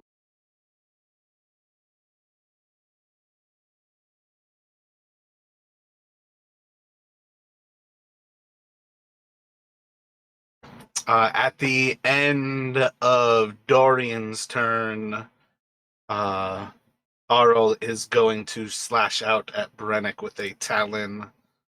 Oh my god. 12 is going to miss as she's like still kind of like seared by the fire and like teleporting into this area. Like it's just a little bit beyond her as she tries to slash across you. And that's gonna take us back to Fen. So Fen's target is currently paralyzed or currently stunned. Um, but Auril is behind you. Does he attack the dead giant in front of him? Or does he go to Brennick's aid? What do you all think? Well, I'm a little biased, so I'm going to leave this one up to Rashad. Well, it's more a question of is how do you guys think Don normally plays Fen? I mean, I think he usually tries to finish off. I mean, like, he's got advantage on this thing, so I think I don't know how it doesn't look bloodied, but I feel like while it's disadvantaged, he might as well press the attack on this thing. I feel like he would do that, press the attack on this thing for one more round, and then go to aid Brannick from. I'm going off memory from how he plays. Normally, from what I see, so I've seen him do that. Like he pressed the attack on the creature before him, and then go help an ally if they're in need. Yeah, I Yeah, mean, and no Brannick, matter how you guys do the math right now, you guys have done a shitload of damage to both of these two things. To describe, I'm not describing damage to Auril because she's a fucking god. So you're not going to get clues as to how wounded she is until she dies. The giant, I would say you have a solid understanding that, like, between the magic and the things done to this thing is pretty severely wounded at present. yeah, and Brannick doesn't look bad yet. So yeah, I think Rashad, you're right. He would, yeah. Justin, his allies finished the weaker link right away. So let me get a D20. Well, do you guys think he's going to try to stun it again? Or do you think he's just going to put 4 attacks into it? I think Don actually stuns less than I would often think is ideal, and often is just trying to put damage downrange. So do you guys think he's doing 4 attacks? Do you think he's doing any stuns?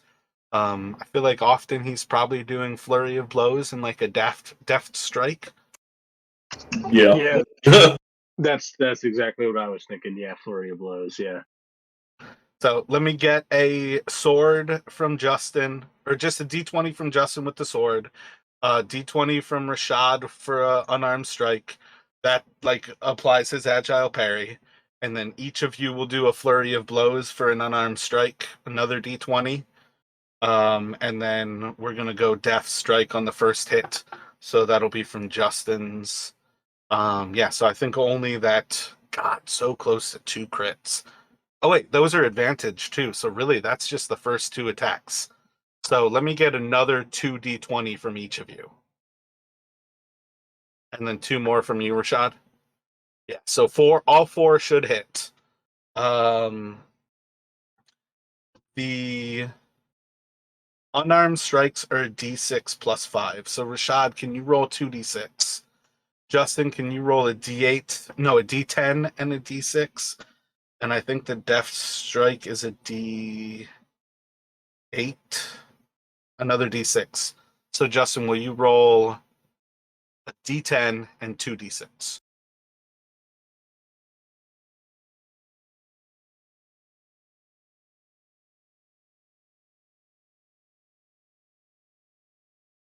And that's 3 key points spent total. And I think all of those are plus 5 for a total of 20, just floating 35, 42 more.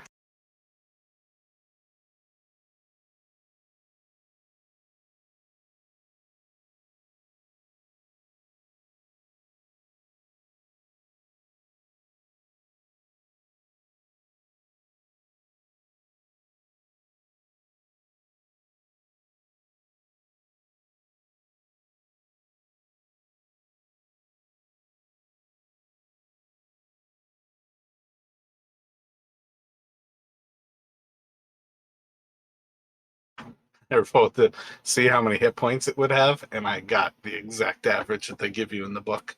Yeah, so while this skeletal figure is frozen in place, and Fen kind of like starts with a sword strike back into its rib cage and kind of like runs up and around this creature, like punching back into its spine while holding the hilt of his blade still like up into its rib. Just 1, 2, and on the third strike, the like spine splits in half as its skull like slides down his blade, and Fen just like lightly kind of glides to the ground as this corpse just crumbles before you all. Ged, free actions. He can go to Brennick's aid at this point. This is where, again, like you've got the idea of he could do something like challenge. He does have other limited abilities that would allow him to do a more badass strike with his gaping wound attack. Otherwise, the challenge is a bonus action. Gaping wound would be his normal action. So if you want to use a bonus, that's where the challenge could come in. What kind of thoughts do you all have here? I don't know. I still feel like challenging a god might be a little beyond a sidekick, but gaping wound maybe.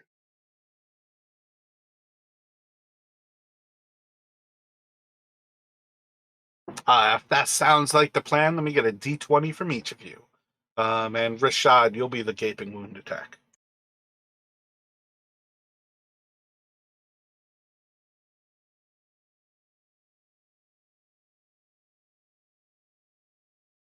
Oh shit, my bad. Before his turn, it's Aurel's actually going to slash out at Brennick again.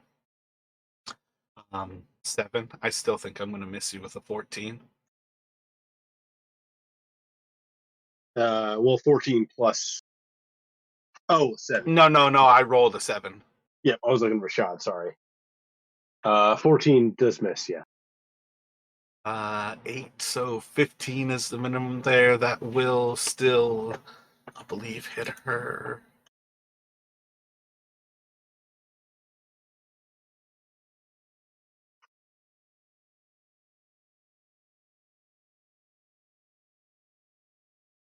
Sorry. So Rashad, let me get 2d8 from Rashad and a d6, and then 2d8 from Brennick.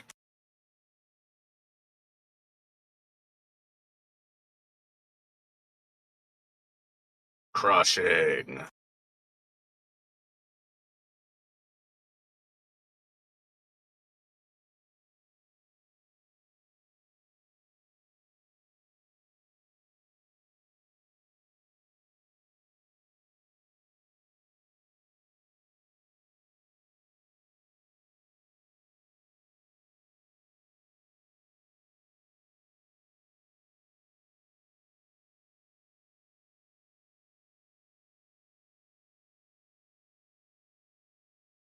Yeah, I guess really he probably would have been forced to go to that side because of the difficult terrain.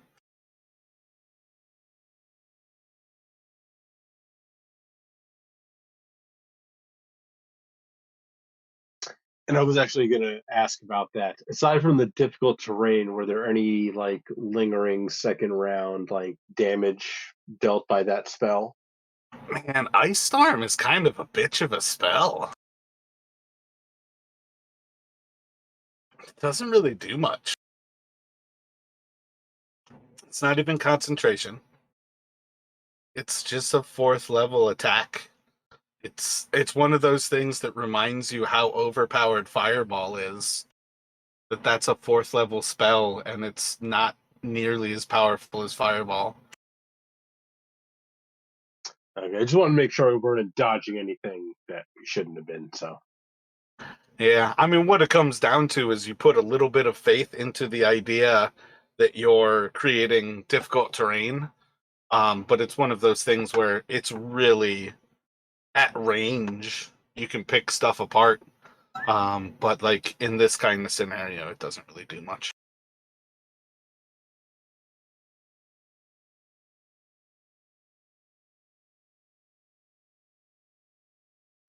But yeah, I think it's gonna go right back to everybody do dexterity saves again. I think it's gonna be the same attack all over again.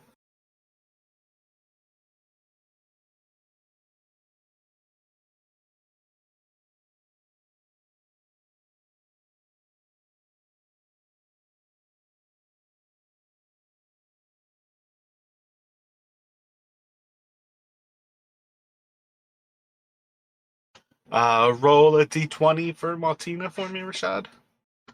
All right, so all of the sidekicks need a DC 18 con save here.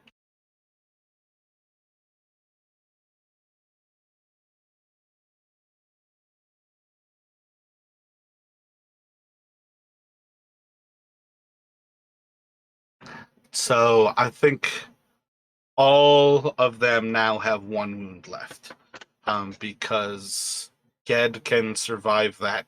He's got a +6 to con for that save. So all of them are essentially mortally wounded at that point. And then the actual players, I think everybody but Fen failed it. So we'll take 9 bludgeoning, which will be 4 on Fen. Oh, Brannick would have advantage. Yeah. Yeah, you're good again. You critted again. So you'll take 4 as well. I'm sorry. I need to step away for a second. Y'all might give me like 2 minutes. Before you step away, just take 16 cold damage. And then you're good. And Brennick, you'll take 4 cold damage from that. Gotcha.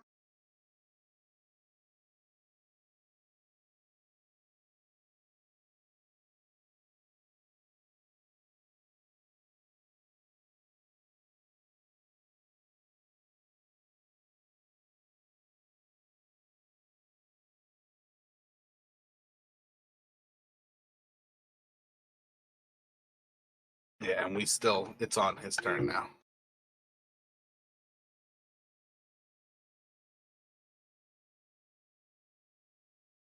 Okay, I'm back. Gotcha. Did you take all of that damage? I think it was 5 bludgeoning and then 16 cold. I did. I did.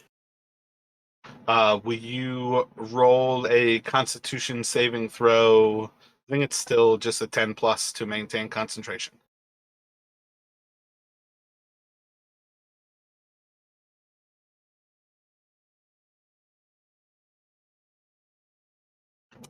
And yeah, I think before your turn, Auril might respond to Brennick. It's not the book that matters. It's your disdain for those who are better than you.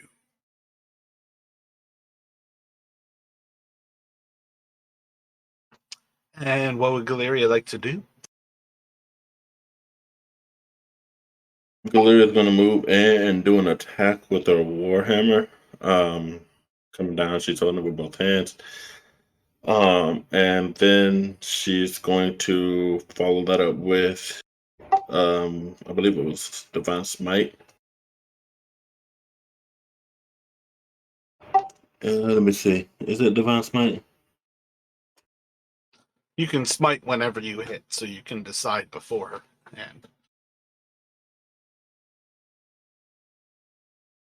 Okay, yeah. Bonus action smites, you need to apply them beforehand. And then they get expended when you hit. But those are concentration.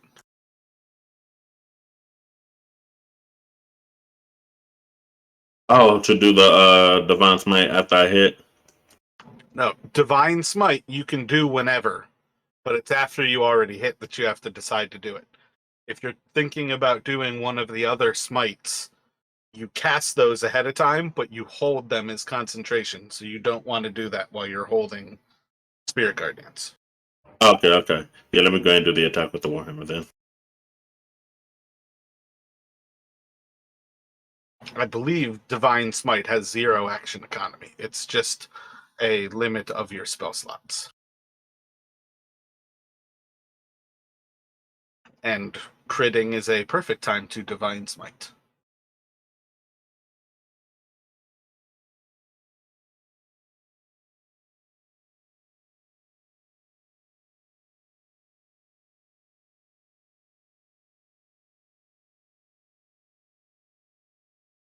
Okay, she's going to expend a 3rd level slot for it.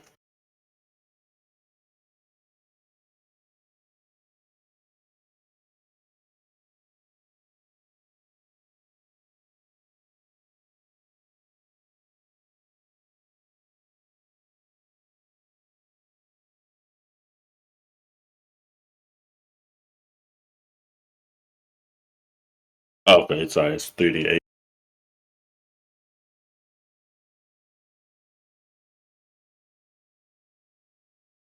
What's the wording on Smite? Can you post that? Yeah, give me a second. Let me see if I can link it over to you. Should just be where it says like the display on VTT. She is a god. She may be the type of god that you can apply the extra smite damage on. I feel like it's undead, demon, maybe celestial.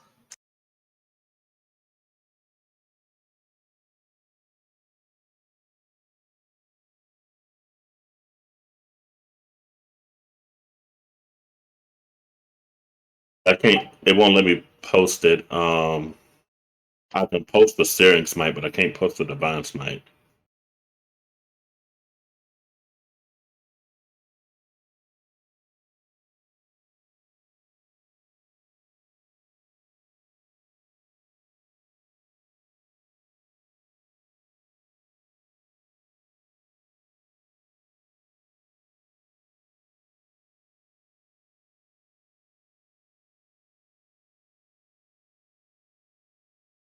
Gotcha. I don't think it's going to hit her, so we're just going to stick to that.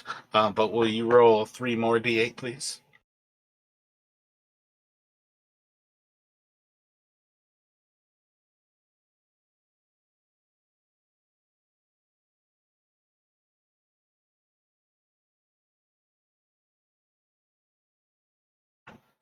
Do you have a shield equipped? Yes. So 5, 7, 12, 24 damage.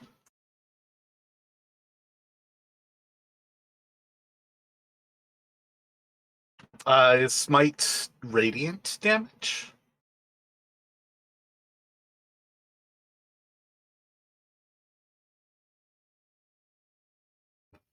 Yeah, I would assume it is. You hit a creature with the melee weapon attack. You can spend one spell slot to deal radiant damage.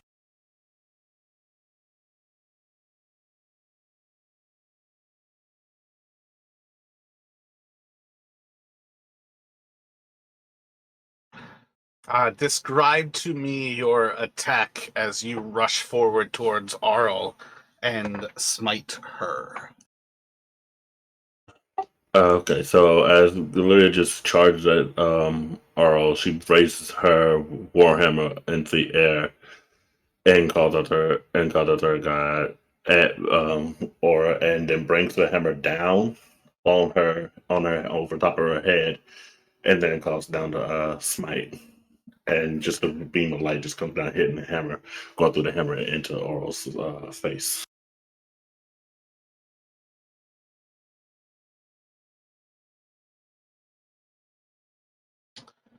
So as you invoke horror and you kind of bring down this hammer from above your head, you're going to see like Brennick and Ged kind of watch as Galeria like rising her hammer high above her head. There's a shining light of this human who kind of like rides atop the actual back of this hammer. And as it smashes down into Arl, you see as this humanoid like stomps the actual hammer deep down through her skull, and in a moment of this like ice kind of exploding and her owl form dissipating, you see as this humanoid kind of dissipates, and once again it's just Galeria holding her hammer, but for a moment there you saw the interaction with horror coming down to actually follow through and destroy this form of Arl. And as the owl dissipates, you're going to see as a small female, about 4, 5 feet tall, completely naked, with absolutely blue, frozen ice like skin, just kind of curled up on the ground, stands up to her feet, and she's going to reach out towards Galeria and is going to strike out at you.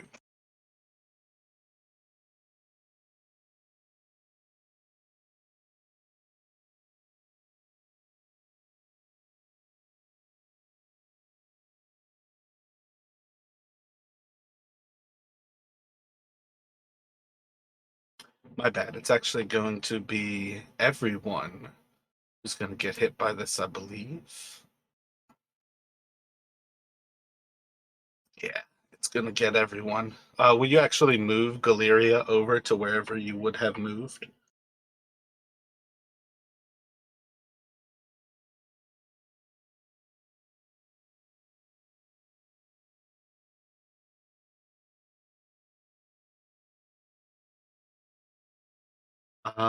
Yeah, everybody's just going to take 5 piercing damage here. I need a con save from Galeria. And well, I guess from all of the sidekicks, I need a con save as well. I think most of them are basically going to be a not one.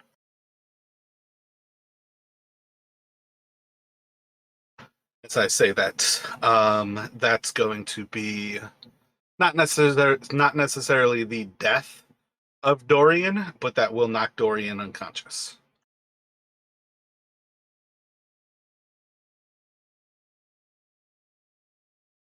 So Galeria maintains Spirit Guardians, and Maltina will stay standing. What would Maltina like to do here?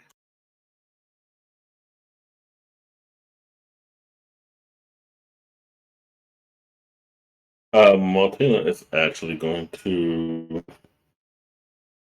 shoot an arrow.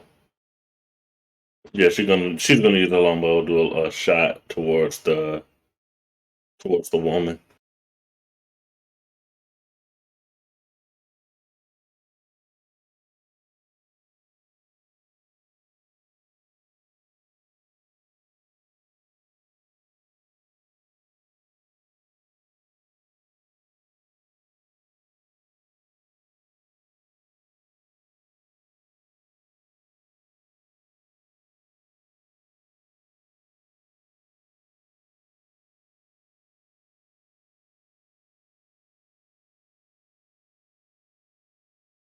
Sorry, I forgot to roll the hit with the d20. Well, she'll have 2 attacks as well. So one more attack, one more d20, potentially one more d8.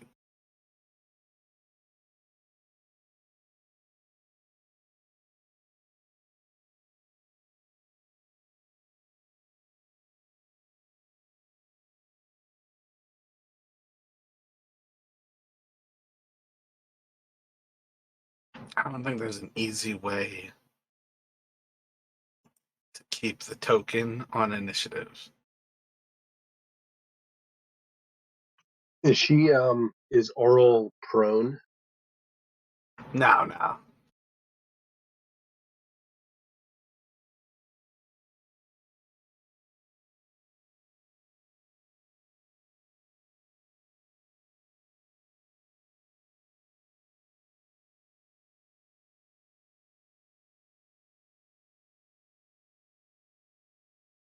I think the second one should still hit there. Didn't mean to move that. And the Sorry. second d8. So what is that? 12, another 20.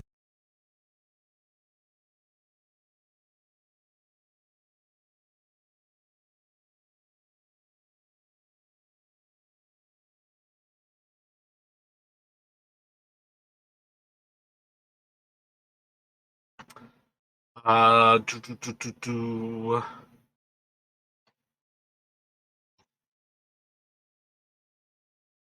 Yeah, you know what? Galeria, I think you would run out of movement because, again, this is difficult terrain again. I think you would actually take damage as Auril grows to her larger size and basically crushes you with her body as you kill her. So take 10 bludgeoning damage, and then I need you to make another con save. And at the end of the end of Maltina's turn, I think she's gonna strike out at Brennick. Does she care about the Spirit Guardians? We'll see which one of you. she's gonna go for Brennick here. And she's just gonna strike at you.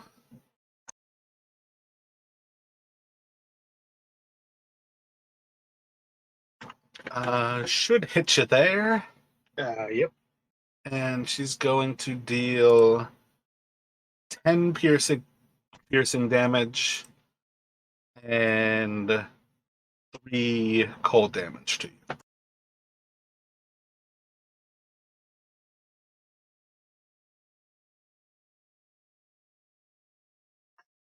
Gotcha. Can you roll another con save for me with Galeria? As Auril kind of crushes you, and you take that 10 damage, and then it's going to go to Brennick.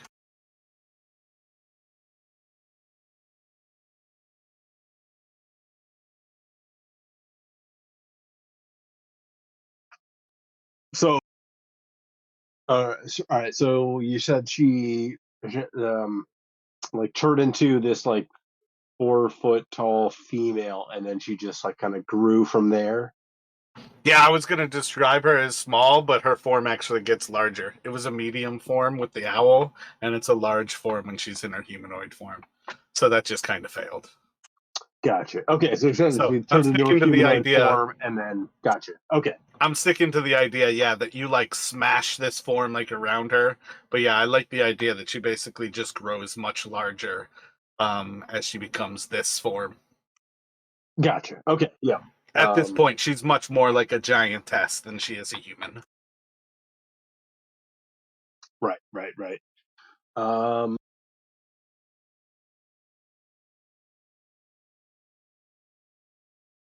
Yeah, and she had said to Brannick, it's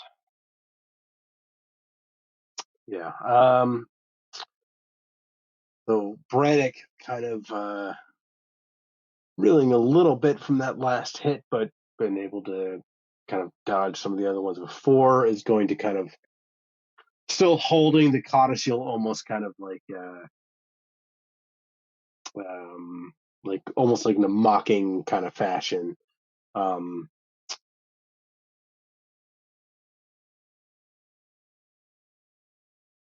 think he is going to cast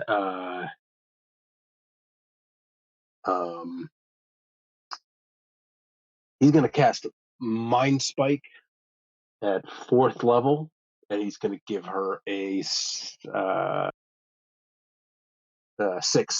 on the saving throw. She's just going to ignore it entirely.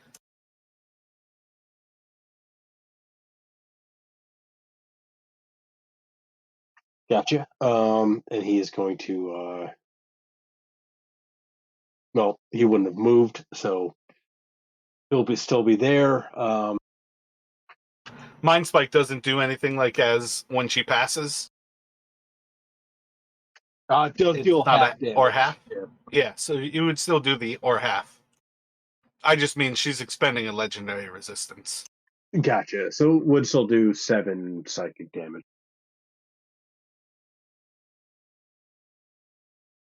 Oh wait. Well, let me add 2d8 to that because they're cast at 4th level.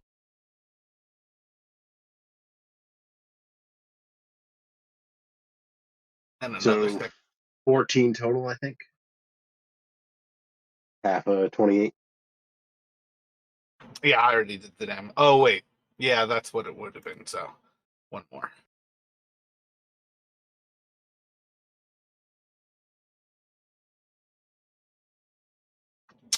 Anything else from Brennick before it goes to Dorian is down and I need a death saving throw?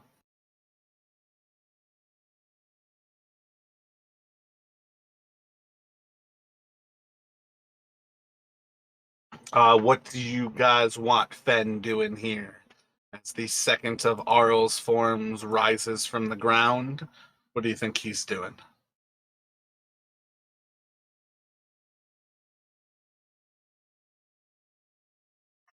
He's rushing towards her. Don't think he can actually reach her to fight with. I don't know how much He's movement the he only one who it doesn't even matter. He's got like 100 movement speed. Okay. I feel like you would. I don't know. I feel like you would try another stunning strike. Gotcha. So stunning strike on the first attack. Do you guys think he is expending attacks to try to flurry of blows? Is he doing a death strike as well?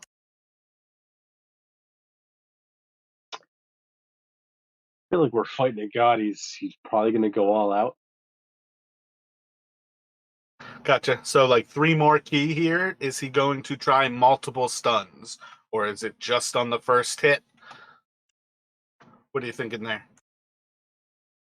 I feel like Don usually only tries it once. So Gotcha. So let's go for. I think I had Brennick do the sword last time. So let me go Rashad, D20 with the sword, then Brennick 2D20 with unarmed strikes, and then Rashad another D20 with the second unarmed strike, or the third rather.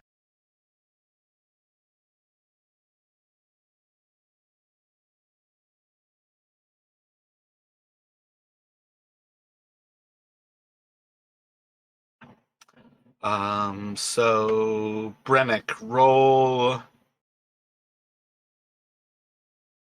Oh, see, I need to keep these in order. So Brennick, roll a D8 and a D6.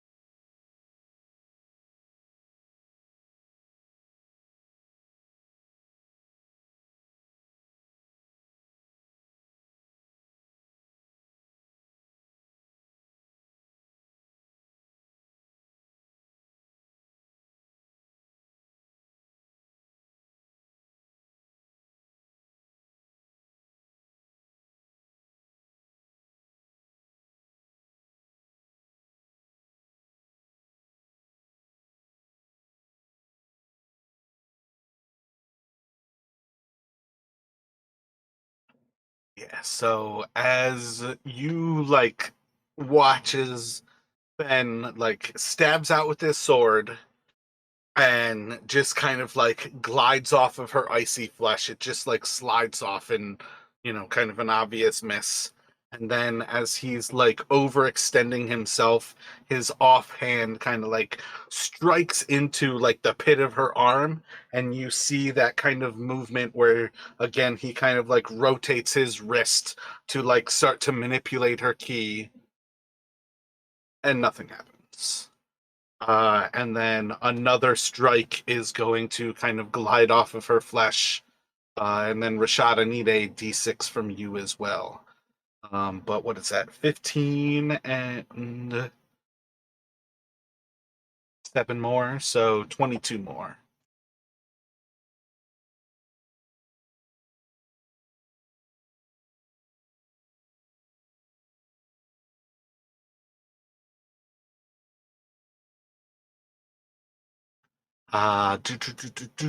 This will take us then to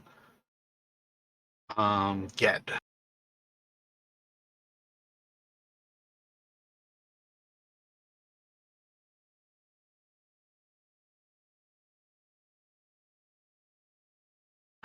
Each of you can roll. My bad. Each of you can roll a d20 for Ged to slash out at her.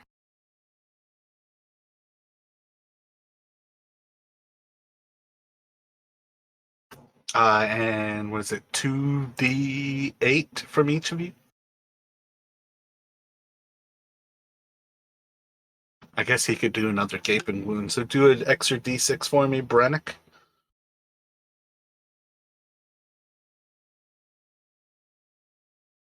So 13, 15, 25 more.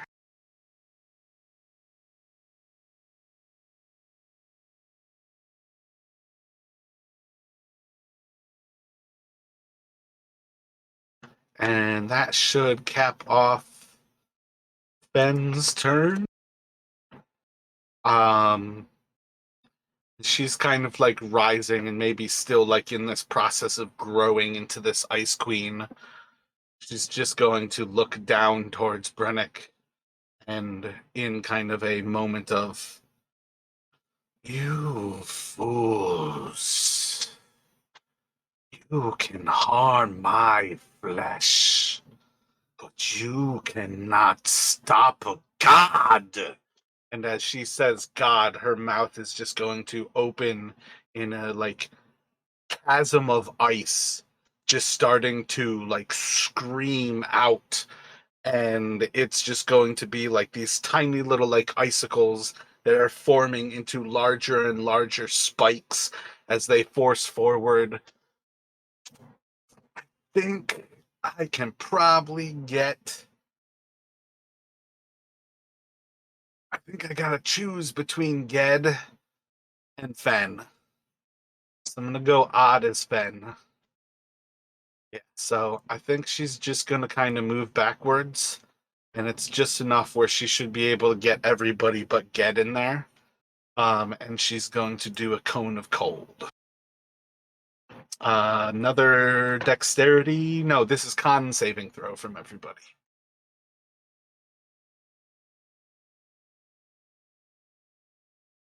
And I'm pretty sure that will kill Dorian. Yeah, he will die on that one. So yeah, all of you are going to fail it. And then I don't think either of the sidekicks can really survive this, but I need Maltina and yeah, just Maltina because she can't hit Ged. Make another con save with Maltina, please. So you will have to make.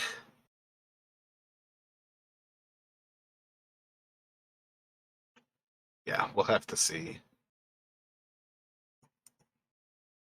It's gonna be. No, that's gonna kill Maltina as well. Because it's one wound which she has left, and then 7 extra wounds. Yeah, that's got to be an auto kill, basically. Take it like that. So Maltina will die here as well. And then all of the players are going to take 36 cold damage. So 18 on Brennick.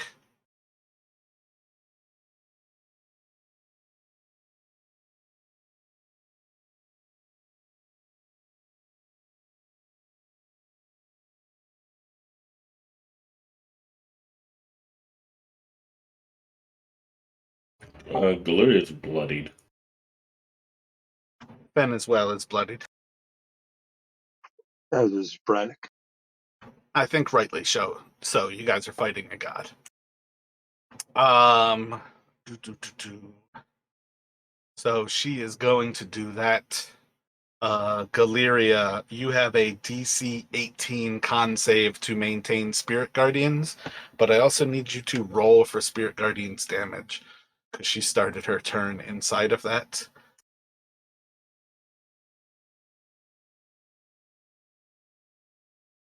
God, what does Mind Spike actually do, Brennick? You get to give her like Bane, basically. It's a negative D4. No, that's Mind Sliver. Mind Spike, if it had succeeded, which it didn't, I would essentially know her location unless she went to a different plane of existence. But since she succeeded, it's just the damage.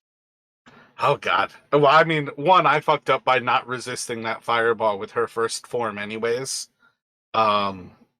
So I kind of needed to use her legendary resistance there, but I feel like I was thinking the different situation. Ooh, yeah. I think she's got to maintain it. There's no way she can do that for Spirit Guardians. They're a pain in the ass, but they're not that big of a deal.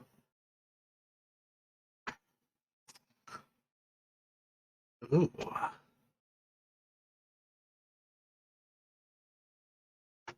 What's your alignment with Galeria?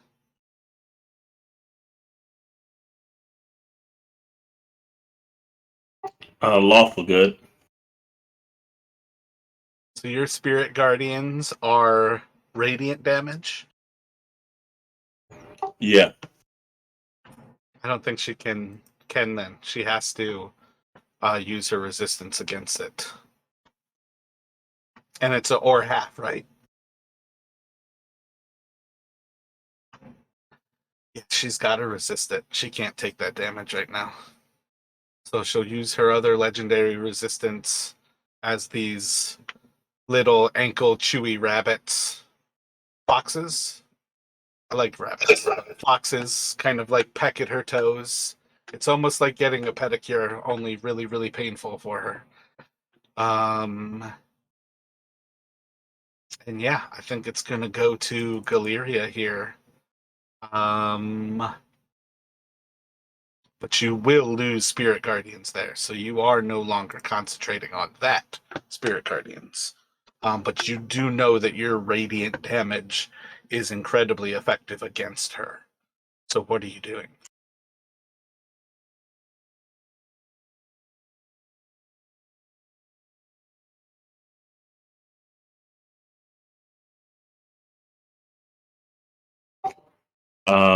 She's actually going to go ahead and do another call forth the Spirit Guardians again.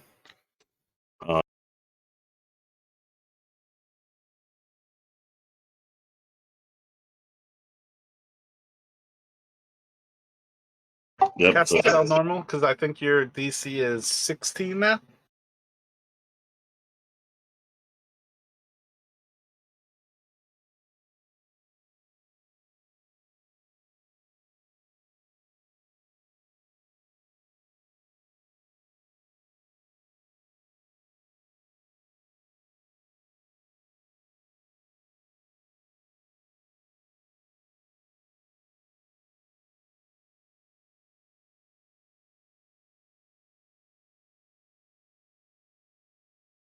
Anything from your bonus action?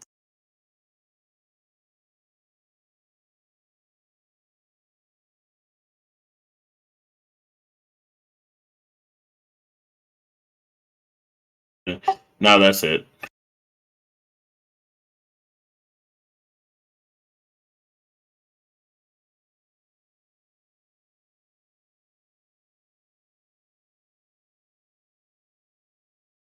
Oh shit, she has advantage on these though.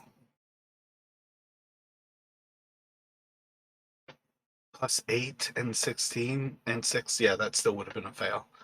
Yeah, so she takes half damage, which taking double damage, I feel like she might as well just take the normal, so she'll take 17.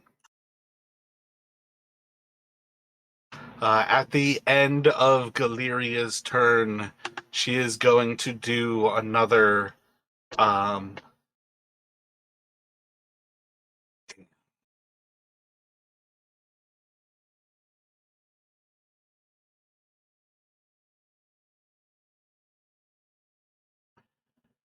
she's going to do the Ice Flurry again and just do 2d4 piercing damage to you all. 2 more damage. I need a con save from you, Galeria. Con 10, please.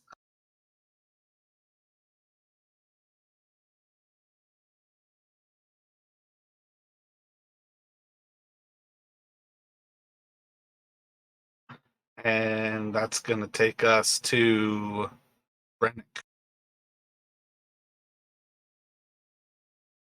Oh, wait. Yeah.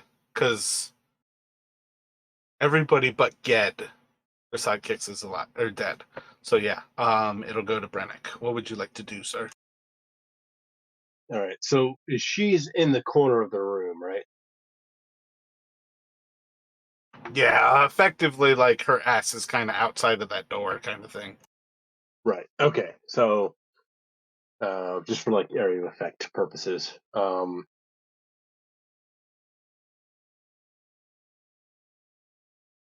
Yeah, so I think Braddock is going to back away. We're back in difficult terrain, right? So he can only get like No, that difficult terrain thing is only ever till her turn, and that was part of the owl's attack. She's not creating difficult terrain right now. Gotcha. Okay. That's part Yes. of why I say that ice attack is kind of weird, because it's one burst of damage, and the difficult terrain is just until she gets her turn again. Gotcha. Yeah. So Brannick is kind of backing away as she's kind of yeah grown to this form, and kind of he's kind of thinking like I got us into more than we could deal with. But he is going to cast. Uh, he's going to try and cast a fourth level magic missile at Auril. So what is that? That's a total of 6 missiles? Let's see, first level's 3 Yeah, plus 6. Because it's basically the level plus 2. right.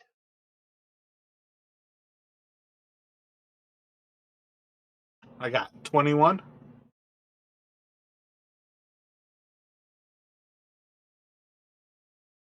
Yep, 21. That's what I got too.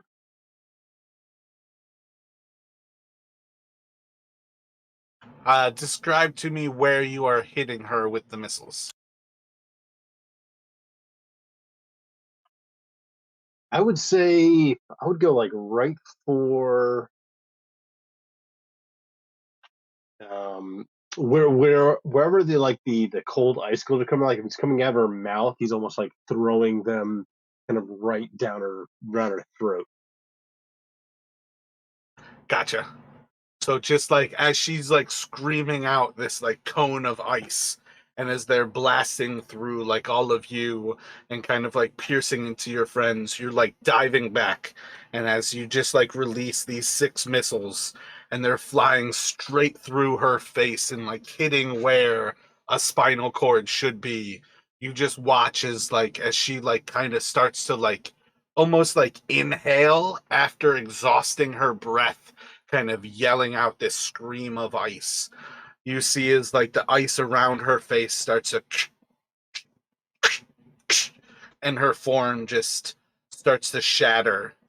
And as all of these icicles like kind of like start to crumble down into the like floors all around her, and you see as her form's giving way and breaking apart, there's just a singular little mote of blue ice that's kind of standing, um or like floating just about kind of like hip high to Galeria and Fen. As it appears once again, you've destroyed this form of her.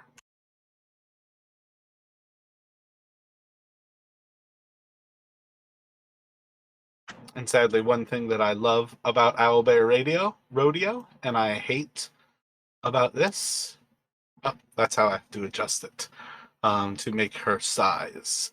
As you now have this tiny little blue moat of ice. Any other movement or any other bonus action from Brennick at this point? That is all for Braddock.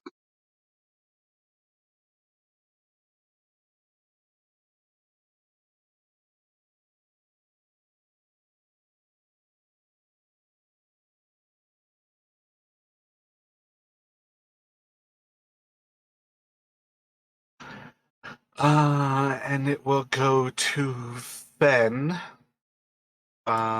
He's still right next to it. I don't see any reason why he would not attack as normal. He has 4 points of key remaining, so he could do another round of attacking and doing flurries of blow. He could apply another death strike and another stunning strike. That's 3, and he would have 1 more key remaining. Or he could like pull off on the death strike, or he could pull off on the stunning blow. Um, I think, as we kind of discussed, usually if something has resisted his stunning strike for whatever reason, he stops right away. Do you guys have any thoughts as to what Fen would be doing as this mote of ice takes the place of the giantess? He would pull off he wouldn't do the stunning strike. He would definitely just do the death and the damage. Yeah, I agree. He wouldn't. Yeah, he wouldn't try the swimming strike again, especially as it kind of got smaller in size.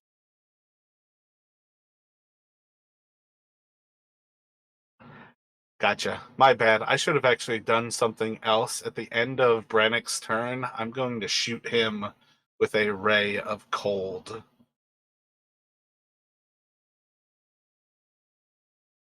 That'll hit. Yeah, that'll definitely hit because this has a massive multiplier on it as well. It's going to do 8 cold damage to you.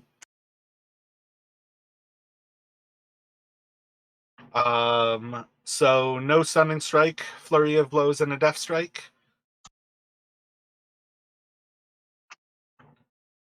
If that sounds good, let me get I think the sword to Brennick, but otherwise basically 2d20 from each of you, please.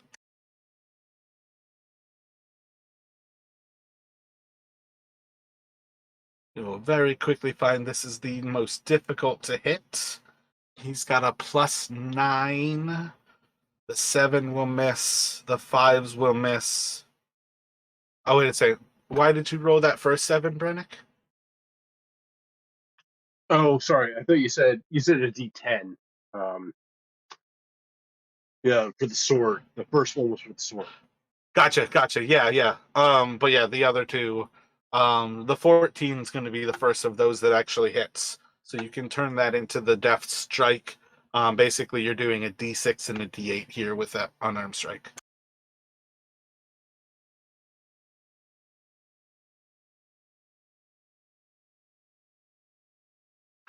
So 12 damage to it. At the end of Fenn's turn, everyone is going to take just 10 cold damage. So it'll be 5 cold damage to Brennick. Let me have. I'm just gonna roll for him. It's like 1 or like 4 or better, I think. So Ged's good there. Ged can move in. Let me get a D20 from each of you. And I think if you roll 11 or better, let me get 2d8. So a miss from Brennick as Ged kind of slashes out with his greatsword. And then a slash again, and once again kind of misses across the moat. Much harder to hit as it is much smaller. This thing is like almost dancing around with alacrity. And it's going to go to. This will actually be to her.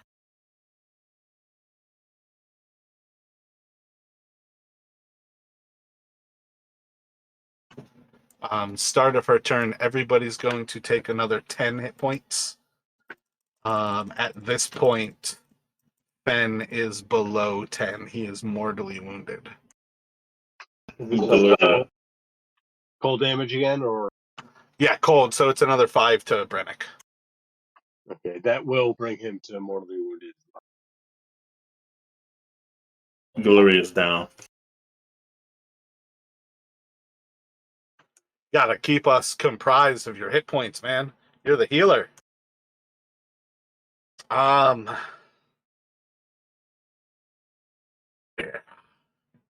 I feel like I should have healed you with Fen. Were you already mortally wounded before that? Like from the one she did before his turn? Yeah, that's what I was saying. I was like, she's wounded. She's blooded and wounded.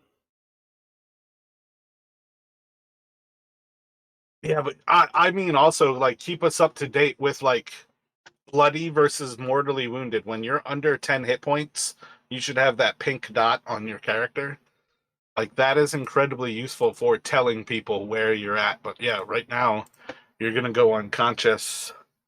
Um that'll kill the spirit guardian, so she's not even gonna have to worry about that. It's at the start of her turn. What does Spirit Guardian say for when it takes effect? When they start their turn? Yeah, when they start their turn, that's when it takes effect. Oh, Brennick, you wouldn't actually take that frigid aura either of those times. So, Brennick, you'll have 10 more hit points because it's within 10 feet of her. Both of those last 2 5s you would not be affected by. So he is so bloodied, but not mortally wounded. I think. I feel like she's probably going to end up trying to kill. She could either go for Fen and also try to get Galeria. That's a hard one.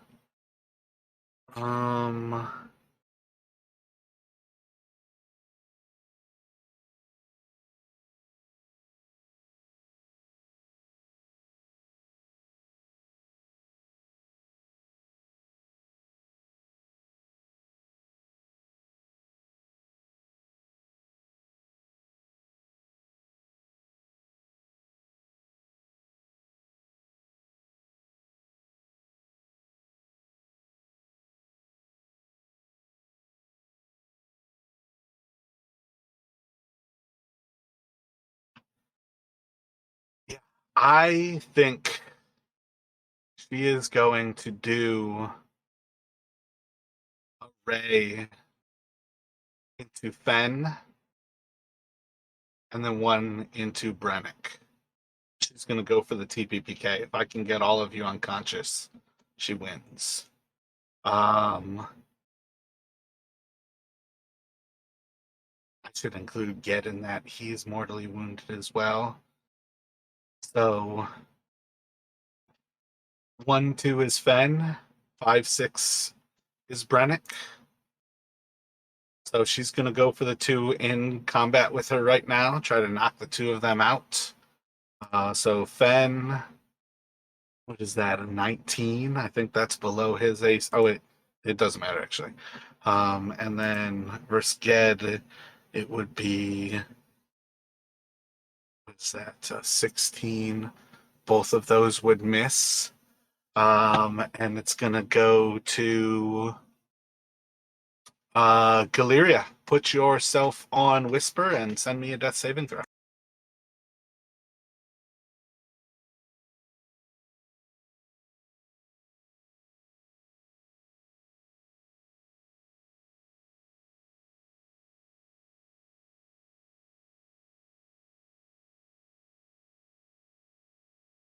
And then Brennick, what would you like to do? Actually, wait a second. End of Galeria's turn. She's just gonna knock out Fen with this one. And I should have had another save from Ged. Did I roll that before? I don't think I did. So he's good on those. Can't save those. He's got to die. He's got to be down. My bad. It's really weird having characters who can save, but that damage is automatic. Brennick, when it goes to your turn, Galeria would take this damage as well. Galeria, you're going to have 2 death saves gone from the start of her turn. No, you went down at the start of her turn. This is her legendary reaction. That's going to take a death saving throw from you. And then this is also going to knock Fen unconscious.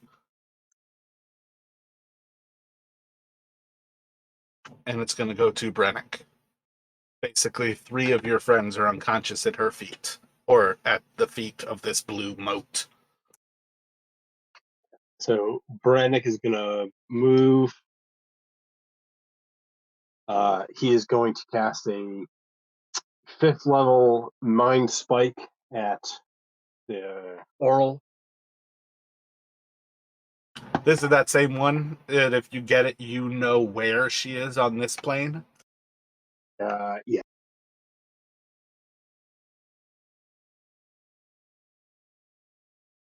All right, she at least saves at this point. God, you had to have rolled super low to have 19. 2 ones. Yep. But I yeah.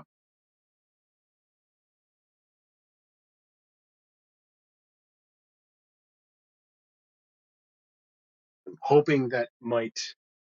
There's a reason behind that cast. So, see. Gotcha. But it does otherwise sink. No, she does resist that one. And then end of your turn, I think she's going to cast the ice ray at you. They're no longer conscious, so this is no longer impeded. Oh, miss. And then it's gonna go to Ben for a death save.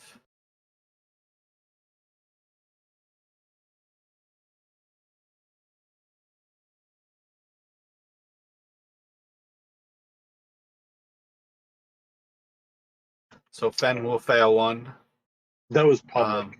I don't know. Yeah, I know. I at this point, you know everybody's fucked. So I don't think there's any reason to have it hidden at this point. It's gonna go to her from there. Start of his turn, Fen will lose another one as her ice hits her. Galeria will lose another one, and I think that's gonna kill Galeria. And then Ged's gonna lose another one, and that would kill him. And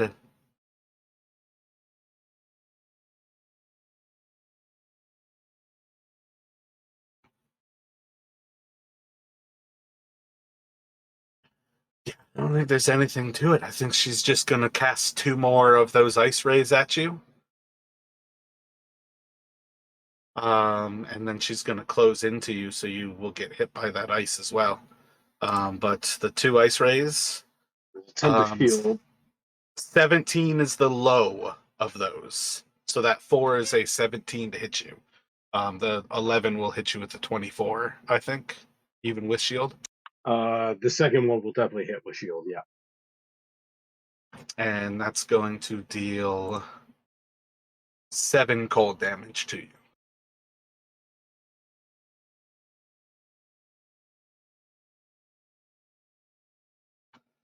And then the moat's just going to move closer to you. Oh yeah, I feel like that's kind of the trick of it. Can I capture you somewhere where you can't get away from her? Probably not. You know that you can't end your turn next to her, or it will knock you unconscious, basically. But I think the difference is she gets 3 more ice rays. I guess as their turns go, yeah, that's just hard. God, I could stand next to Fen and kill Fen off at the end of your turn.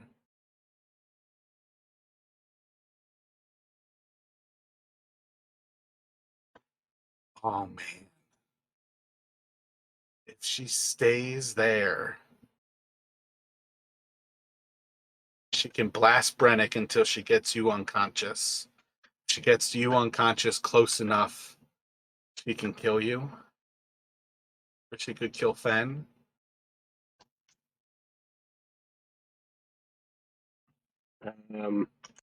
There's no good answer to this. But yeah, she'll end her turn next to him, and it'll go to you. Okay, so I took that damage, all that damage, right? Yeah, that's just the ice blast. It would have been 7 damage from the one that hit, though. It's not like the full 14. Gotcha. Okay, so Brannick is going to, seeing we're all fucked, he's going to rush up and he is going to try to kind of running and grabbing Fen by the shoulder dimension door, and try to get escape. Dimension door is an action. I believe so. Gotcha. So yeah. Yes, one action. Yeah. Fen has 1 chance to be alive as you disappear here. and Dimension Door. Roll a d20.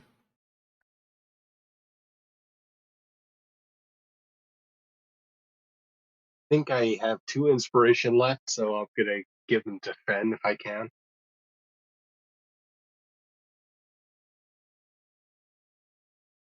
That'll do. Give him a victory. You need to use 1. And then you should be able to stabilize him on your turn.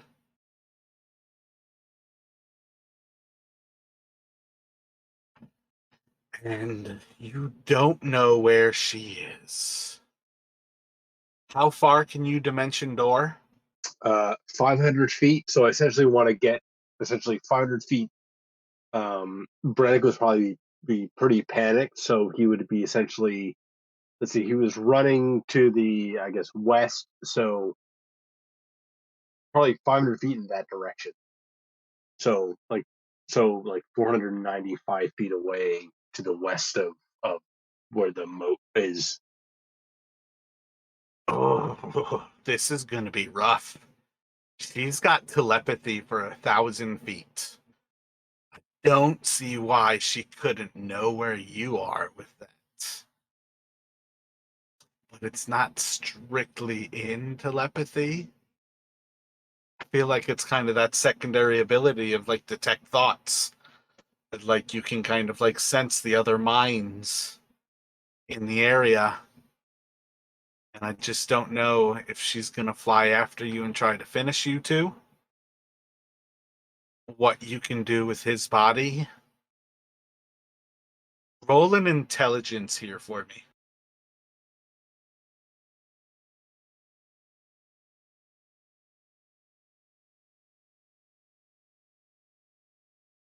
I mean, that was kind of my last gasp there, because the whole reason I cast that 5th level Mind Spike was so I could get a 4th level Dimension Door back. Right. Yeah, it's that weird level of you guys got close to killing her. It's just, I mean, I feel like all I have now is trying to. I don't know how far she can move, but trying to like essentially cast fireballs to buy us some time to flee. But that's all I've got left. Or no, that would take at least 2 rounds. I would have to essentially polymorph Fen into something that I could carry, and then polymorph myself into something that could carry him, and try to like fly off or something. But that's kind of what I was thinking about, actually, like dimensioning door towards Avarice. It's your last chance at an ally at this point. yeah, I'm just not sure if Rennick would actually know where. Well, I guess I don't know, if he thought that she was still where we met her, maybe he would go in that direction. Yeah, I mean, that's within the space. Otherwise, I mean, you have most of Yithrin that you can dimension door to. And I feel like that's the thing. Like, a 9 and a 10, like, is not bad, or it's questionable in a panic. But that's kind of the thing, is it's just questionable whether you actually think, like, this is your semblance of an ally at this point. And if you're doing a last ditch effort, like, theoretically, that's still part of what's on your mind, is any semblance of someone who can help.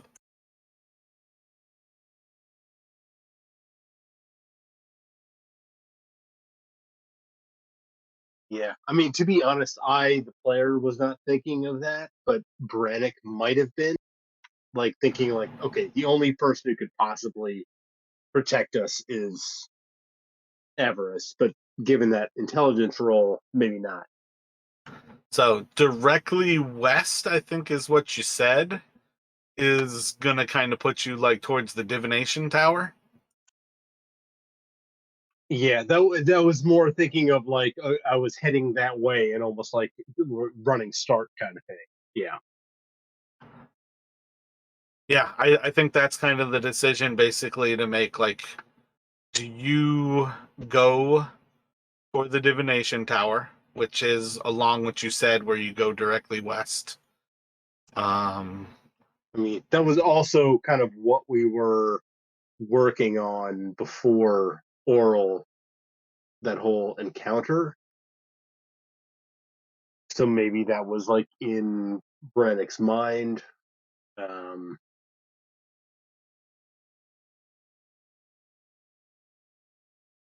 so I think this is where we have to, at very least, take a break for right now. I think it's potentially viable that we should possibly even call this session for today with kind of a fleeing moment from Auril. Because I'm not entirely sure also if she's how far she's going to pursue you. Because you guys also had her close to death. It goes kind of both ways there. That's kind of the difficulty of these like high tension moments is on both avenues. Everyone was close to dead. Um, we'll I, say. All right. I will say too, like Brannick was like at the start of all of this was almost thinking like, okay, let's come to some agreement, you know. Um, but obviously that's uh, maybe beyond at this point. Too much has happened. But that way, you know, he was kind of thinking at the start of like when she arrived, they kind of like why he was holding up the book and kind of almost like taunting her. It was like maybe we need each other kind of thing.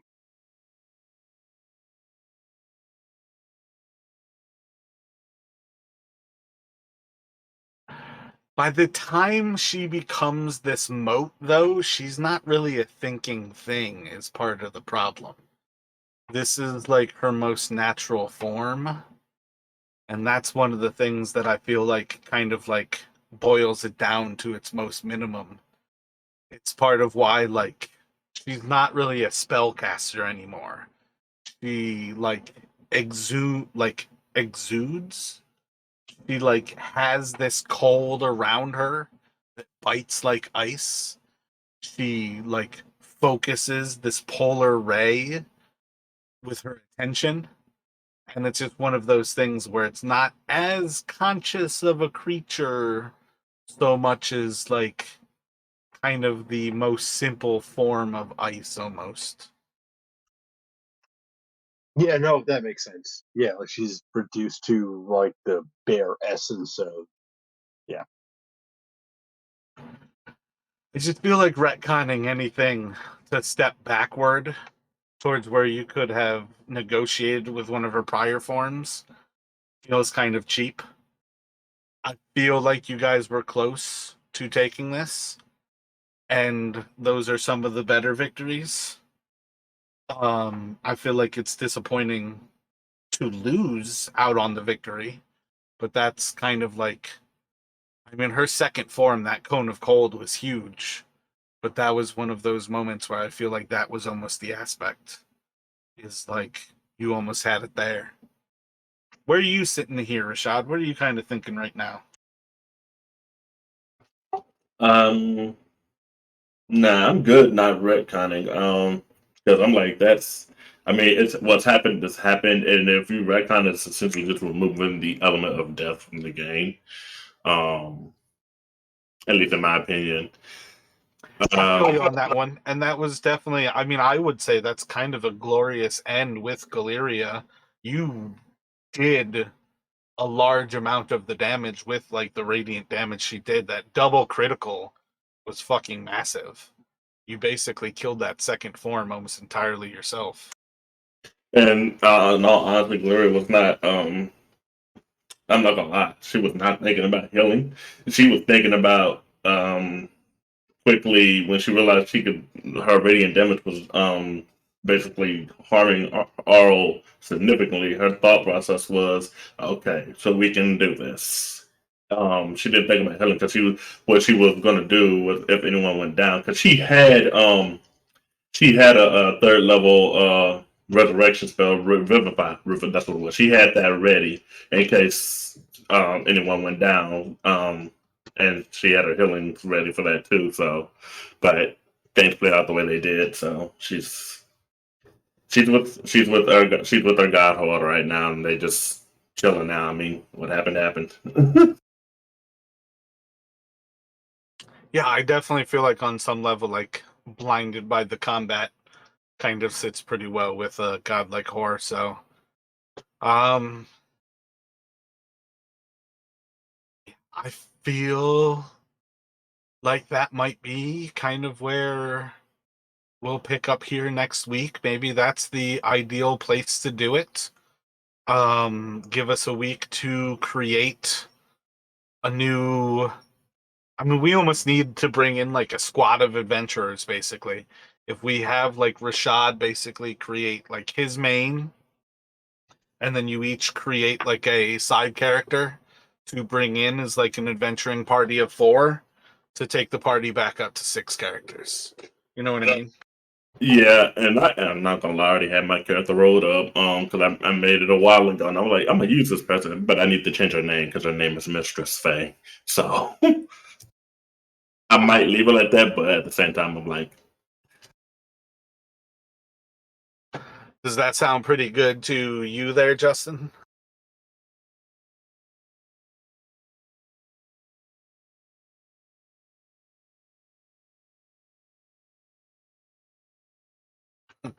Did we lose you?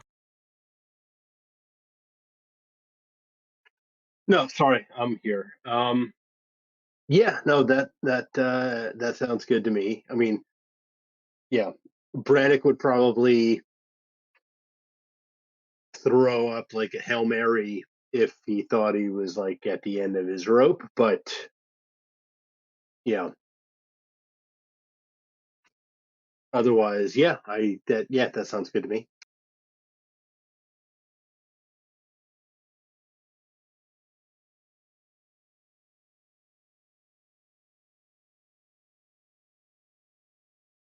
Yeah, there was a point there where I was like wondering, like, are any of them going to bring up Avarice to me?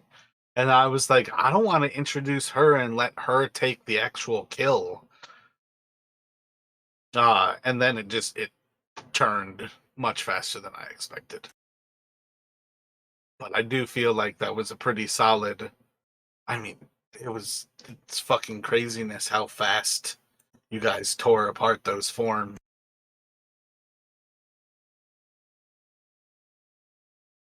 But I think that is officially the most deadly encounter you all have ever battled. So you fought a god for the first time, and at least 2 people walked away from it, albeit not in your best conditions. I have a feeling. I think what we should do is start next week. I wonder if maybe we should retcon Brennick teleporting into the Conjuration Tower instead of necessarily like kind of having you outside of it. Now, picking up, it's going to be interesting to bring in another squad because I think that's what we need to do. I think there is a certain level where it would be nice to get you all straight to like kind of a hideout position. Because I don't want to send her right after you right away. But I think we should just start with it, let the dice decide, see how it goes, see when you meet another group of adventurers. See, I almost feel like we need to decide that. If Brennick and Fen get killed, I should let you guys roll characters in the week. But to kill Fen while he's away with a family emergency, that's why I'm kind of tempted to say, like, put you guys inside of the conjugation tower and just allow that to be a safe place. You know what I mean? Or where I'm at? Yeah. Yeah. So I was almost thinking like, well, so you said like Auril is essentially at her like most basic essence, like no longer a thinking thing. Um, Essentially at this point, like Brannick, as he's like, trying to teleport himself and Fen is almost like, he's calling out for, uh, not divine intervention exactly, but like, I'll make a deal with whoever is listening. Um, I mean, that's actually almost the same idea that I still wonder, even with Galeria, is the potential of, if you want to maintain her, um, the idea of having called down Har for a moment in destroying her second form is a moment of divine intervention. And I know you don't technically have that ability until you're a 10th level cleric. Um, but that is one of the things where I like to reward people for actually using deities, is the fact that deities can affect the world. Um, and having a god that you actually worship is also the highest ability to not die when the world otherwise has you dead. and I was also thinking like Brannick would like he would have thrown the codicil like behind him. Like I don't know if at this point that would be enough to um like placate the essence of Auril, but I feel like he might would have done that as like a last ditch, like stop chasing us here. Here's what you wanted, and Gotcha. I mean, I can definitely see that as a high priority. So if that's something you're thinking, um, do a persuasion at advantage. As far as far as Gloria is still living through it or whatnot, I'm gonna leave that up to. I'm gonna let you decide on that, whether for her deity, or if he decides to allow her to continue going. Even though, if not, like I said, I already got my other character written up. So Well, that's why I say, just like with how Valixis, like, you were approached at some point where you basically had that choice to, like, allow yourself to be dead or kind of be revivified, um, with less of your own will and more influence from, at that point, it was a god you didn't know, but Valixis didn't have a god she was worshiping. And that's part of why I say, like, it's easier for you to recognize your actual deity as a cleric, and to give you access to effectively like a second chance in that grounds. And I will always give it to you. You are more than welcome to play another character. Um, Me personally, I am pretty quick to allow my characters to die. If Galeria were my character, that was a fucking epic death, and it's fucking awesome. End of story. As a DM, it is a whole lot harder to kill characters than as the player. I am super stoked and happy when my characters go out on a high note, but it's hard as a DM. And that's one of the worst parts about playing. And it's like, I want death to be real. I want your choices to be real. And it's hard not to undermine that. But at the same time, me as the person who's on the other side of this, also want to give plausible reasons why, if you really like your character, you can get a second chance at it. And that's kind of the same reason eventually with Valixis. It was like kind of out of other ways to plead your way to keep this character alive. Because it is one of those things where, you're not going to have the option over and over again for Galeria to get like the will of Horror to revivify her. But this is almost like it's at least a potential chance to kind of allow something other. And I would say that's part of why I like to take time after a character death and not just continue right on. It's part of why I like having the sidekicks, is because most of the time I'd rather allow you at least a half hour to like mull it over and sense what it feels like to have your character die. A week is really nice because it allows you to really question those things. And sometimes, yeah, that was the right death. Um, but like we can always think of a story reason why a character can get a second chance at life. But the thing is always like victories are more important when you can fail. The victories are real when you know there was a chance at failure. That's why I don't want to just go back and like have a negotiation with the Codicil while she was still like in one of her first two forms. Um, but like the idea of as you teleport away with Fen, leaving the Codicil behind, hoping that it protects you, I like that idea. I'm perfectly happy with like retconning that little bit. Um, so that's kind of where I sit on those things. I don't like to undermine your choices. I think having them be real and death be real is a huge part of the game. I don't think that was an encounter that I created that was overly difficult. That's an encounter you guys could have fought back when you were on her island. I did not really adjust who she was.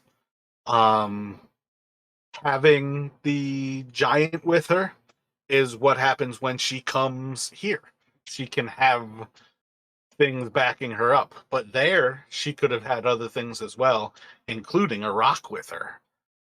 So you know, this was a less deadly version of her multiple levels later as well.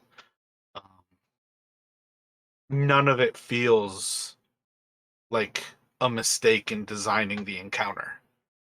It was potentially an epic encounter. I think it was an epic encounter. It just also ended in death. Yeah, no, I think it would have felt a little cheap if we had defeated her too easily. Like, oh, Aural's a god, but yeah. Yeah, this felt like it was. This wasn't easy. This felt like it was definitely challenging. Um, but it wasn't like overly hard. But it was definitely challenging, and I was freaking out. I'm like, oh god, we're about to, it's about to happen. We're all about to go. We're all about to kick the bucket. I thought it was this is definitely an epic fight. So I mean, for me, like the worst part was at the end when I had to contemplate killing Fen. That was absolutely the worst part because, again, fighting with Fen, I don't have any problem with. But the moment Don's not even here, that's where it really sucks. So I'm really glad that, like you said, when you cast that mind spike and you're like, there's a reason for this. Um, that was one of the things that was definitely awesome to get to. And I think kind of coming to the recognition, like, yeah, she's just gonna blast. What was it? It was about to be like 5 of those polar rays at you until Fen basically got killed if she started her turn. yeah, I would have saved you both if I could have, but it was definitely like, and part of it was also like, yeah, like Dom's not here, and so if I've only saved one, I'll try and save Fen. Um, yeah, Oh, it's okay. I was like, I had that thought. I was like, he could grab Finn and get out of here, and I'm because Galeria's dead now. But that was actually one of those moments as well. Like I already kind of let it slip how many death saves he was at. But his first death save was a success. But it was like just weathering every single. It's just a lot. That the legendary actions basically of that 10 damage twice. You know, that's 2 death saves like automatically. It doesn't even roll to hit. It's just if you're within 10 feet of her, just 10 damage. Yeah, and I'm like, Braddock was so close to like another one of those or two of those that hit him. He's down two, and then we're all fucked. Yeah, I'm but I'm figure out the decision with Galeria, and but I'm gonna go ahead and head on out if that's all right with y'all. Oh, 100%, man. Be well. Have a great week here. Definitely let me know as you've got thoughts with Galeria. If you decide to move towards Madame Faye, we can, I mean, pretty much you can create her and roll hit points. Roll hit points and her secret. Those are the things that we'll roll for. And we'll kind of figure out here next week. I'll kind of figure out where we're going to start, but I have a feeling maybe we'll have like you guys kind of I almost feel like basically like Brennick kind of walking through the dimension door and like the other squad like walking through like a portal like into that same like spot. You know what I mean? Just having a moment where everybody's walking from somewhere else into the divination tower. And like that's kind of where we'll pick up kind of thing. Okay. But yeah, I definitely get to that with everything. But I'm going ahead on out. Catch y'all later. Sounds good, Rashad. Be well, man. Take it easy, Rashad. I'm gonna leave Fen on 2 death saves and 1 success.